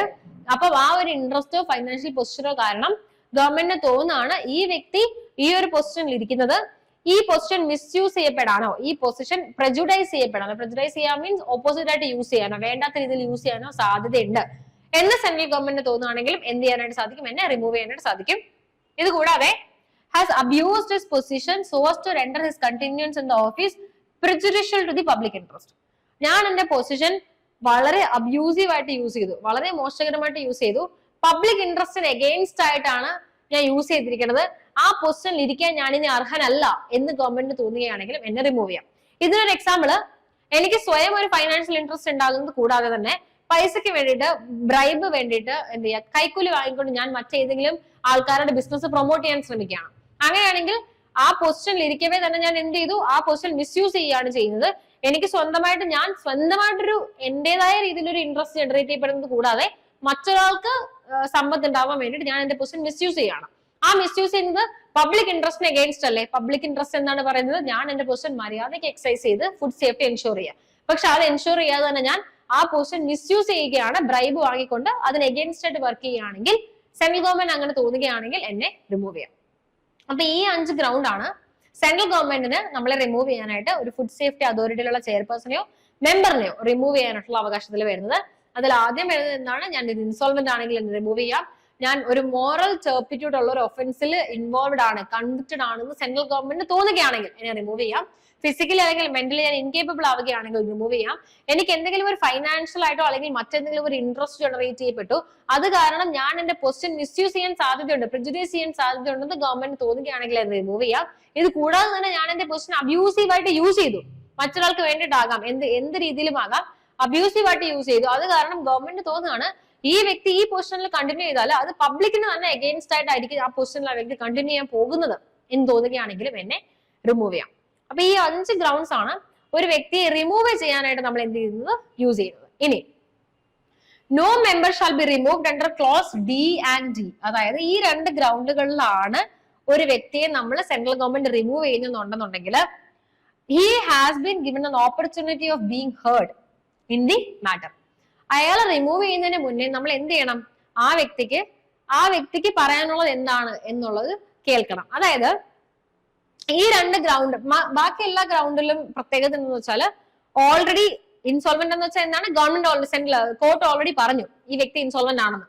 രണ്ടാമത്തെ കേസ് എന്താണ്, കോർട്ട് ഓൾറെഡി പറഞ്ഞു ഈ വ്യക്തി പണിഷ്ഡ് ആണ്, കൺവിക്റ്റഡ് ആണ്, അവിടെ ഒരു കോർട്ട് ഓർഡർ ഉണ്ട് ആ വ്യക്തിക്ക് എഗെയിൻസ്റ്റ് ആയിട്ട്. പക്ഷെ മൂന്നാമത്തേൽ നമുക്ക് ജനറലി മനസ്സിലാക്കാൻ വേണ്ടിയ ഒരു കാര്യമാണ് ഫിസിക്കലി ആണോ മെന്റലി ഇൻകേപ്പബിൾ ആണെന്നുള്ളത്. ബാക്കി 2 കാര്യങ്ങൾ എന്തൊക്കെയാണ്, ഞാൻ എന്റെ പൊസിഷൻ മിസ്യൂസ് ചെയ്യപ്പെടുന്നുവെന്നോ, ഞാനൊരു ഇൻട്രസ്റ്റ് എനിക്ക് ഉണ്ടായി, ആ ഇൻട്രസ്റ്റ് കാരണം ഞാൻ എന്റെ പൊസിഷൻ മിസ്യൂസ് ചെയ്യാമെന്നോ ഉള്ള 2 സെക്ഷൻസ് ആണ്. ഈ 2 ഗ്രൗണ്ടിലാണ് റിമൂവ് ചെയ്യുന്നത് എന്നുണ്ടെങ്കിൽ സെൻട്രൽ ഗവൺമെന്റ് എനിക്ക് ആദ്യം ഒരു അവസരം തരണം എന്റെ കേസ് പ്രസന്റ് ചെയ്യാനായിട്ട്. ഞാൻ പറയാണ് എന്റെ ഭാഗം കേൾക്കണം, എന്റെ ഭാഗം കേട്ടതിന് ശേഷം മാത്രമേ എന്ത് ചെയ്യാനായിട്ട് പറ്റത്തുള്ളൂ, എന്നെ റിമൂവ് ചെയ്യാൻ സാധിക്കുള്ളൂ. മറ്റു 3 ഗ്രൗണ്ടിലും എന്റെ ഭാഗം കേൾക്കേണ്ട കാര്യമില്ല, കാരണം കോർട്ട് ഓൾറെഡി പറഞ്ഞു ഞാൻ ചെയ്തിട്ടുണ്ട് എന്ന് കോർട്ടിൽ തെളിയിക്കപ്പെട്ടൊരു കാര്യമാണ്. അപ്പൊ അവിടെ ഞാൻ ഇവിടെ വന്നിട്ട് എനിക്ക് പ്രത്യേകിച്ച് ഒരു ഡിഫൻസും കൊടുക്കാനില്ല, അതെല്ലാം ഞാൻ കോർട്ടിൽ ഓൾറെഡി കൊടുത്തതാണ്, കോർട്ട് റിജക്ട് ചെയ്തിട്ടാണോ എന്നെ പണിഷ് ചെയ്തിട്ടുണ്ടാവുക. അപ്പൊ സെപ്പറേറ്റ് ഡിഫൻസ് ഒന്നും എനിക്ക് കൊടുക്കാനില്ല. അതുകൊണ്ട് തന്നെ ആ 3 ഗ്രൗണ്ടിലാണെന്നുണ്ടെങ്കിൽ എന്ത് ചെയ്യേണ്ട ആവശ്യമില്ല, എന്നെ കേൾക്കേണ്ട ആവശ്യമില്ല. ആ 3 ഗ്രൗണ്ട് അല്ലാതെ താഴെ പറയുന്ന 2 ഗ്രൗണ്ടുകളിലാണ് എന്നെ റിമൂവ് ചെയ്യാൻ പോകുന്നതെന്നുണ്ടെങ്കിൽ ആ ഡിസിഷൻ എടുക്കുന്നതിന് മുന്നേ, ആ ഗ്രൗണ്ടിൽ എന്നെ റിമൂവ് ചെയ്യുന്നതിന് മുന്നേ ആദ്യം ഗവൺമെന്റ് എനിക്ക് എന്തിനുള്ള അവസരം തരണം, എനിക്ക് പറയുന്നത് കേൾക്കാനുള്ള അവസരം തരണം, reasonable opportunity of being heard തരണം. ഈ എന്താണ് reasonable opportunity of being heard കൊടുക്കണം എന്ന് പറഞ്ഞതിനുള്ള കാരണം, നമ്മൾ നിയമം ഫോളോ ചെയ്യുന്ന ഒരു പ്രിൻസിപ്പിൾ ആണ് പ്രിൻസിപ്പിൾസ് ഓഫ് നാച്ചുറൽ ജസ്റ്റിസ്. നമ്മൾ പറയും പ്രിൻസിപ്പിൾസ് ഓഫ് നാച്ചുറൽ ജസ്റ്റിസ്, അതൊരു 3-4 പ്രിൻസിപ്പിൾസ് ഉണ്ട്. അപ്പൊ ഈ പ്രിൻസിപ്പിൾ ഫോളോ ചെയ്തിട്ട് മാത്രമേ എല്ലാ കാര്യങ്ങളും, നിയമം പറയുന്ന എല്ലാ കാര്യങ്ങളും, അത് കോർട്ട് ആയിക്കോട്ടെ, മറ്റ് ട്രൈബ്യൂണൽ ആയിക്കോട്ടെ, ഏത് വ്യക്തിയും ആയിക്കോട്ടെ, ഏത് വ്യക്തിയും നിയമത്തിലൊരു പവർ അയാൾ കൊടുത്തിട്ടുണ്ട്, ഒരു ഡിസിഷൻ എടുക്കാനുള്ള ഒരു പവർ കൊടുത്തിട്ടുണ്ടെന്നുണ്ടെങ്കിൽ ആ ഡിസിഷൻ എടുക്കാനുള്ള പവർ ആ വ്യക്തി എക്സസൈസ് ചെയ്യേണ്ടത് ഈ പ്രിൻസിപ്പിൾസ് ഫോളോ ചെയ്തുകൊണ്ടായിരിക്കണം. അതിലൊരു പ്രിൻസിപ്പിൾ ആണ് reasonable opportunity of being heard കൊടുക്കുക എന്നുള്ളത്. അപ്പൊ അതുകൊണ്ട് തന്നെ ഒരു വ്യക്തിയെ നമ്മൾ ഈ 2 ഗ്രൗണ്ട്സിൽ റിമൂവ് ചെയ്യുന്നതിന് മുന്നേ ആ വ്യക്തിക്ക് എന്ത് ചെയ്യുക, reasonable opportunity of being heard കൊടുക്കുക. അതിനുള്ള കാരണം എന്താണ്, ഇതിനുള്ള ഒബ്ജക്റ്റീവ് എന്താണ്, to satisfy the principle of natural justice. Specifically പറയുകയാണെന്നുണ്ടെങ്കിൽ ഈ പ്രിൻസിപ്പിൾ എന്ന് പറയുന്നത് ബി ഹേർഡ്, ഇതാണ് ആ പ്രിൻസിപ്പിളിന്റെ പേര്. Reasonable opportunity of being heard കൊടുക്കുക. അതിനൊരു ലീഗൽ ടേം ഉണ്ട്, അത് ഓർക്കേണ്ട കാര്യമില്ല. ലീഗൽ മാക്സിം ആണ്, ഓഡി ആൾട്രം പാർട്ടം എന്ന് പറയും. അത്രയും ടെക്നിക്കൽ ചോദിക്കാൻ സാധ്യതയില്ല, ഇത്ര ഓർത്ത് വെക്കുക. പ്രിൻസിപ്പിൾ ഓഫ് ബീങ് ഹേർഡ് എന്നാണ്, പ്രിൻസിപ്പിൾ ഓഫ് നാച്ചുറൽ ജസ്റ്റിസ് ആണ്. അത് സാറ്റിസ്ഫൈ ചെയ്യാനായിട്ടാണ് നമ്മൾ എന്ത് കൊടുത്തിരിക്കുന്നത്, ആ വ്യക്തിയെ റിമൂവ് ചെയ്യുന്നതിന് മുന്നേ സെൻട്രൽ ഗവൺമെന്റ് ആ വ്യക്തിക്ക് എന്താണ് പറയാനുള്ളത്, അല്ലെങ്കിൽ ആ വ്യക്തി എന്തുകൊണ്ട് റിമൂവ് ചെയ്യാൻ പാടില്ല എന്ന് ആ വ്യക്തി പറയുന്ന കേസ് എന്താണെന്നുള്ളത് കേൾക്കുക. കേട്ടതിന് ശേഷം മാത്രം ഡിസിഷൻ എടുക്കാം. അപ്പൊ ഇതാണ് റിമൂവൽ എന്ന് പറയുന്നത്. ഇനി നമ്മള് സെക്ഷൻ 9 അതർ എംപ്ലോയീസിലേക്കാണ് പോകുന്നത്. അപ്പൊ നമ്മൾ ഫുഡ് സേഫ്റ്റി ആൻഡ് സ്റ്റാൻഡേർഡ്സ് അതോറിറ്റിയിൽ നമ്മൾ എത്ര പേരുണ്ടെന്ന് പറഞ്ഞു, 22+3 ചെയർപേഴ്സൺ ആണെന്ന് പറഞ്ഞു. അവരുടെ ടേം എന്താണെന്ന് പറഞ്ഞു, അവരെ അപ്പോയിന്റ് ചെയ്യാനുള്ള സെലക്ട് കമ്മിറ്റി ആരാണെന്ന് പറഞ്ഞു, അതിൽ എന്തൊക്കെ ആൾക്കാരാണുള്ളതെന്ന് പറഞ്ഞു. അവരുടെ ടേമിൽ തന്നെ നമ്മൾ അവർക്ക് സ്വയം റിമൂവ് ചെയ്യാനുള്ള, സ്വയം റിനൗൺസ് ചെയ്യാനുള്ള റൂൾ എന്താണെന്നും പറഞ്ഞു. അവരെ സെൻട്രൽ ഗവൺമെന്റ് റിമൂവ് ചെയ്യുകയാണെങ്കിൽ അത് ഏതൊക്കെയാണ്, എപ്പോഴൊക്കെയാണെന്ന് നമ്മൾ പറഞ്ഞു. ഇനി ഇത് കൂടാതെ മറ്റ് കുറച്ച് എംപ്ലോയീസും കൂടി ഫുഡ് അതോറിറ്റിയിൽ ഉണ്ട്. അത് ആരൊക്കെയാണ്? സെക്ഷൻ 9 ആണ് അത് പറയുന്നത്. സെക്ഷൻ 9 അനുസരിച്ചിട്ട് there shall be a chief executive officer, CEO. ഒരു സിഇഒ ഉണ്ടായിരിക്കും ഫുഡ് അതോറിറ്റിക്ക്, and not below the rank of additional secretary to the government of India. അയാൾ ആരായിട്ടായിരിക്കും ആക്ട് ചെയ്യുക? മെമ്പർ സെക്രട്ടറി ആയിട്ടായിരിക്കും ആക്ട് ചെയ്യുക. To be appointed by the central government. Appointment അപ്പൊ confuse ആവേണ്ട കാര്യമില്ല, എല്ലാവരെയും അപ്പോയിന്റ് ചെയ്യുന്നത് സെൻട്രൽ ഗവൺമെന്റ് തന്നെയാണ്. പക്ഷെ ഇവിടെ അപ്പോയിന്റ്മെന്റിന്റെ കേസിൽ സെലക്ട് കമ്മിറ്റിയുടെ റെക്കമെൻഡേഷനെ കുറിച്ച് പറയുന്നില്ല. നമ്മൾ അവിടെ സെക്ഷൻ 8 ഡീൽ ചെയ്തപ്പോൾ നമ്മൾ പറയുന്നുണ്ടായിരുന്നു, സെലക്ട് കമ്മിറ്റിയുടെ റെക്കമെൻഡേഷന്റെ അടിസ്ഥാനത്തിലാണ് ആരെയൊക്കെ അപ്പോയിന്റ് ചെയ്യുന്നത്, ചെയർപേഴ്സണെയും എക്സ് ഒഫീഷ്യോ അല്ലാത്ത മെമ്പേഴ്സിനെയും അപ്പോയിന്റ് ചെയ്യാൻ പോകുന്നത് സെലക്ട് കമ്മിറ്റിയുടെ റെക്കമെൻഡേഷൻ അടിസ്ഥാനത്തിലാണെന്ന് പറയുന്നുണ്ടായിരുന്നു. പക്ഷെ ഇവിടെ അങ്ങനെ ഒരു സ്പെഷ്യൽ പ്രൊവിഷൻ പറയുന്നില്ല. അതായത് സെൻട്രൽ ഗവൺമെന്റിന് സ്വയം അപ്പോയിന്റ് ചെയ്യാൻ പറ്റുന്ന ഒരു വ്യക്തിയാണ് സിഇഒ എന്ന് പറയുന്ന പൊസിഷനിൽ വരുന്ന വ്യക്തി. ഈ വ്യക്തി പക്ഷെ ഏത് റാങ്കിന് താഴെയാവാൻ പാടില്ല, additional secretary to the government of ഇന്ത്യയുടെ റാങ്കിന് താഴെ ആകാൻ പാടില്ല എന്നൊരു കണ്ടീഷൻ മാത്രമേ ഉള്ളൂ. ഇയാൾ ആരായിട്ടായിരിക്കും ആക്ട് ചെയ്യുക? മെമ്പർ സെക്രട്ടറി ആയിട്ടായിരിക്കും ആക്ട് ചെയ്യുക. അതായത് ആദ്യം ചെയർപേഴ്സൺ, പിന്നെ സിഇഒ, മെമ്പർ സെക്രട്ടറി. അതിനുശേഷമാണ് 7 ministers from the different ministries നമ്മൾ ആരൊക്കെയെന്ന് പറഞ്ഞു, പിന്നെ ബാക്കിയുള്ള മെമ്പേഴ്സ്. അങ്ങനെയാണ് മിനിസ്ട്രിയുടെ ഒരു ഹെഡ് പോവുക, ഫുഡ് അതോറിറ്റിയുടെ ഒരു ഓർഗനൈസേഷൻ പോവുക. അപ്പൊ മെമ്പർ സെക്രട്ടറി ആയിട്ട് ആക്ട് ചെയ്യും. ആ വ്യക്തിയുടെ പേരെന്താണ്? സിഇഒ എന്ന് പറയുന്ന പൊസിഷൻ ആയിരിക്കും ആ വ്യക്തി ഹോൾഡ് ചെയ്യുക. അപ്പോയിന്റ് ചെയ്യുന്നത് സെൻട്രൽ ഗവൺമെന്റ് ആണ്. ഇനി the food authority may, with the approval of the central government, determine the number, nature and categories of other officers and employees required to the food authority in the discharge of its functions. Food അതോറിറ്റിയെ establish ചെയ്യുക എന്നുള്ളൊരു power മാത്രമേ central ഗവൺമെന്റിനുള്ളൂ. ഈ authority വന്നു കഴിഞ്ഞാൽ ഈ അതോറിറ്റിയാണ് ഇനി ഈ ആക്ടുമായിട്ട് ബന്ധപ്പെട്ട് ആരൊക്കെ വേണം, എന്തൊക്കെ ഓഫീസേഴ്സ് വേണം, എന്തൊക്കെ പൊസിഷൻ വേണം, അവരെന്തൊക്കെ പവേഴ്സും ഫംഗ്ഷൻസ് വേണം, ഇതൊക്കെ തീരുമാനിക്കാൻ പോകുന്നത് ഇനി ഈ അതോറിറ്റി ആയിരിക്കും. ഈ അതോറിറ്റി എസ്റ്റാബ്ലിഷ് ചെയ്യുന്നതോടുകൂടി സെൻട്രൽ ഗവൺമെന്റിന്റെ ജോലി കഴിഞ്ഞു. ഇനി ഈ ആക്ടുമായിട്ട് ബന്ധപ്പെട്ട് മറ്റു ആൾക്കാരെ അപ്പോയിന്റ് ചെയ്യുന്നതും മറ്റു ഓഫീസേഴ്സിനെ അപ്പോയിന്റ് ചെയ്യുന്നതും എത്ര പേര് വേണം എന്ന് തീരുമാനിക്കുന്നതും ഒക്കെ ഈ അതോറിറ്റിയാണ്. പക്ഷെ അവർ തീരുമാനിക്കുന്നതിന് മുന്നേ സെൻട്രൽ ഗവൺമെന്റ് അപ്രൂവൽ വാങ്ങണം. അവർക്ക് തീരുമാനിച്ചിട്ട് സെൻട്രൽ ഗവൺമെന്റിനെ അറിയിക്കുക, സെൻട്രൽ ഗവൺമെന്റ് ശരി വെച്ചാൽ അത് കണ്ടിന്യൂ ചെയ്ത് പോകും. അപ്രൂവൽ വാങ്ങുക എന്നൊരു കാര്യം മാത്രമേ ഉള്ളൂ. ബാക്കി എംപ്ലോയീസ് ആരൊക്കെയാണെന്നുള്ളത് അപ്പോയിന്റ് ചെയ്യാൻ പോകുന്നത് ആരായിരിക്കും, അല്ലെങ്കിൽ എന്തൊക്കെയാണ്, ആരൊക്കെയാണ്, എന്തൊക്കെ പവേഴ്സ്, ഫംഗ്ഷൻസ്, ഇതൊക്കെ തീരുമാനിക്കാൻ പോകുന്നത് ആരാണ്? ഇനി ഫുഡ് അതോറിറ്റി ഓഫ് ഇന്ത്യ ആണ്. സെക്ഷൻ 10 ആണ് ആക്ച്വലി സിഇഒയുടെ ഫംഗ്ഷൻസുമായിട്ട് ബന്ധപ്പെട്ട് വരുന്നത്. സിഇഒ ചീഫ് എക്സിക്യൂട്ടീവ് ഓഫീസർ ആണ്. സിഇഒയുടെ ഫംഗ്ഷൻസ് ഡീൽ ചെയ്യുന്നത് സെക്ഷൻ 10 ആണ്. സെക്ഷൻ 10 അത്ര ഇമ്പോർട്ടന്റ് അല്ല, അതുകൊണ്ട് തന്നെ സെക്ഷൻ 10 നമ്മൾ എന്ത് ചെയ്യുന്നില്ല, അത്ര ഇമ്പോർട്ടന്റ് അല്ല. നമുക്കത് ലാസ്റ്റ് നമ്മൾ ഡെഫിനിഷൻ ക്ലോസ് പഠിക്കുമ്പോൾ നമുക്ക് സെക്ഷൻ 10 കവർ ചെയ്യാം. ഇപ്പൊ നമ്മൾ ഡയറക്ട്ലി പോകുന്നത് food safety and standard authority of ഇന്ത്യയുടെ ഡ്യൂട്ടിയും ഫംഗ്ഷനും എന്താണെന്നുള്ളതാണ്. അപ്പൊ ഓർത്ത് വെക്കുക, നമ്മൾ സെക്ഷൻ 9 വരെയാണ് പറഞ്ഞത് അതർ എംപ്ലോയീസ്. ഡയറക്ട്ലി ഇവിടെ നമ്മൾ പോകുന്നത് സെക്ഷൻ 16ലേക്കാണ്. ഇടയിൽ കുറെ സെക്ഷൻസിൽ കുറെ അധികം ഓഫീസേഴ്സിനെ കുറിച്ചും കുറെ അധികം എന്താ പറയാ കാര്യങ്ങളും പറയുന്നുണ്ട്. അത് നമ്മൾ അതത് ഓഫീസേഴ്സ് പഠിക്കുമ്പോൾ അതിന്റെ താഴെ അതിന്റെ പവേഴ്സും ഫംഗ്ഷൻസും ആയിട്ട് പഠിച്ചു പോകും. ഇപ്പൊ നമ്മൾ ഫുഡ് അതോറിറ്റി സ്റ്റാർട്ട് ചെയ്തു, എസ്റ്റാബ്ലിഷ്മെന്റ് എന്താണെന്ന് പറഞ്ഞു, കോമ്പോസിഷൻ എന്താണെന്ന് പറഞ്ഞു, ടെനുവർ ഒക്കെ പറഞ്ഞു. അതിനുശേഷം നമ്മൾ ഡയറക്ട്ലി പോകുന്നത് ആ അതോറിറ്റിയുടെ പവറും ഫംഗ്ഷനും ഡ്യൂട്ടിയും എന്തൊക്കെയാണെന്നാണ് സെക്ഷൻ 16. അപ്പൊ സെക്ഷൻ 16 ആദ്യം പറയുന്നത് it shall be the duty of the food authority. First ഇവർ എന്താ ചെയ്യേണ്ടത്? റെഗുലേറ്റ് ചെയ്യുക, മോണിറ്റർ ചെയ്യുക manufacture, processing, distribution and sale and import of food. എന്തിനു വേണ്ടിയിട്ടാണ്? Safe and wholesome food ensure ചെയ്യാനായിട്ട്. ഇത് അവരുടെ ഒബ്ജക്റ്റീവ് ആയിരുന്നു. നമ്മൾ പ്രിയാമ്പിൾ പഠിച്ചപ്പോൾ തന്നെ മനസ്സിലാക്കിയിട്ടുണ്ടായിരുന്നു. ഇവർ എസ്റ്റാബ്ലിഷ് ചെയ്യുന്നതിന്റെ പ്രൈമറി ഫംഗ്ഷൻ എന്താണ്? ഹോൾസവും സേഫുമായിട്ടുള്ള ഫുഡ് മനുഷ്യരിലേക്ക് എത്തിക്കാം. ഹ്യൂമൻ കൺസംഷന് വേണ്ടിയിട്ട് സേഫ് ആൻഡ് ഹോൾസം ഫുഡ് എത്തിക്കാം. ഇത് എത്തിക്കാനായിട്ട് ഇവർ എന്തൊക്കെ ചെയ്യണം? റെഗുലേറ്റ് ചെയ്യുകയും മോണിറ്റർ ചെയ്യുകയും വേണം. Manufacturing, processing, distribution, sale and import of food. ഇവരുടെ ആദ്യത്തെ ജോലി റെഗുലേഷൻ ആൻഡ് മോണിറ്ററിംഗ് ആണ്. ഫുഡിന്റെ എല്ലാ കാര്യങ്ങളും, മാനുഫാക്ചർ ആയിക്കോട്ടെ, സ്റ്റോറേജ് ആയിക്കോട്ടെ, സെയിൽ ആയിക്കോട്ടെ, ഡിസ്ട്രിബ്യൂഷൻ ആയിക്കോട്ടെ, ഇമ്പോർട്ട് ആയിക്കോട്ടെ, എല്ലാ കാര്യങ്ങളും ഇവർ എന്ത് ചെയ്യുക? റെഗുലേറ്റ് ചെയ്യുക, മോണിറ്റർ ചെയ്യുക. പ്രൈമറി ഒബ്ജക്റ്റീവ് എന്താണ്? അത് റെഗുലേറ്റ് ചെയ്യുന്നതും മോണിറ്റർ ചെയ്യുന്നതും കൊണ്ട് അവർ ഉദ്ദേശിക്കുന്നത് എന്താണ്? അച്ചീവ് ചെയ്യേണ്ട എന്ത് കാര്യമാണ്? സേഫ് ആൻഡ് ഹോൾസം ഫുഡ് കൊടുക്കാനായിട്ട്. അതാണ് ഫസ്റ്റ് ഡ്യൂട്ടി എന്ന് പറയുന്നത്. 2, അവർക്ക് മേ ബൈ റെഗുലേഷൻ സ്പെസിഫൈ. കണ്ടോ, ഇവിടെ യൂസ് ചെയ്തിരിക്കുന്ന വാക്ക് എന്താണ്? റെഗുലേഷൻ ആണ്. അതായത് റെഗുലേഷൻസ് വഴി ഇവർക്ക് സ്പെസിഫൈ ചെയ്യാം. അതായത് റെഗുലേഷൻസിൽ പറഞ്ഞിട്ടുണ്ടായിരിക്കും ഇവർക്ക് എന്തൊക്കെ സ്പെസിഫൈ ചെയ്യാം, എങ്ങനെയൊക്കെ സ്പെസിഫൈ ചെയ്യാം. ഇവർക്ക് റൂൾസും റെഗുലേഷൻസും പുറത്തിറക്കാം. എന്തുമായിട്ട് ബന്ധപ്പെട്ട് പുറത്തിറക്കാം? Standards and guidelines in relation to articles of food and specifying an appropriate system for enforcing various standards notified under this act. Regulation വഴി ഈ അതോറിറ്റി പുറത്തിറക്കുക. എന്ത് പുറത്തിറക്കുക? സ്റ്റാൻഡേർഡുകളും ഗൈഡ് ലൈനുകളും in relation to articles of food. Articles of ഫുഡുമായിട്ട് ബന്ധപ്പെട്ട്, അതായത് ഓരോ ഫുഡ് ആർട്ടിക്കിൾസുമായിട്ട് ബന്ധപ്പെട്ട് എന്തൊക്കെ സ്റ്റാൻഡേർഡുകളാണ് ആൾക്കാർ കീപ്പ് ചെയ്യേണ്ടത്. ആൾക്കാർ എന്ന് ഉദ്ദേശിക്കുന്ന ആരാണ്? മാനുഫാക്ചേഴ്സും റീറ്റെയിലേഴ്സും കീപ്പ് ചെയ്യേണ്ടത്. അതുപോലെ തന്നെ അത് എന്തൊക്കെ ഗൈഡ് ലൈൻസ് ആണ് അവർ ഫോളോ ചെയ്യേണ്ടത്. ഇത് കീപ്പ് ചെയ്യാനായിട്ടുള്ള റെഗുലേഷൻസ് ഇവർ പാസ്സാക്കുക.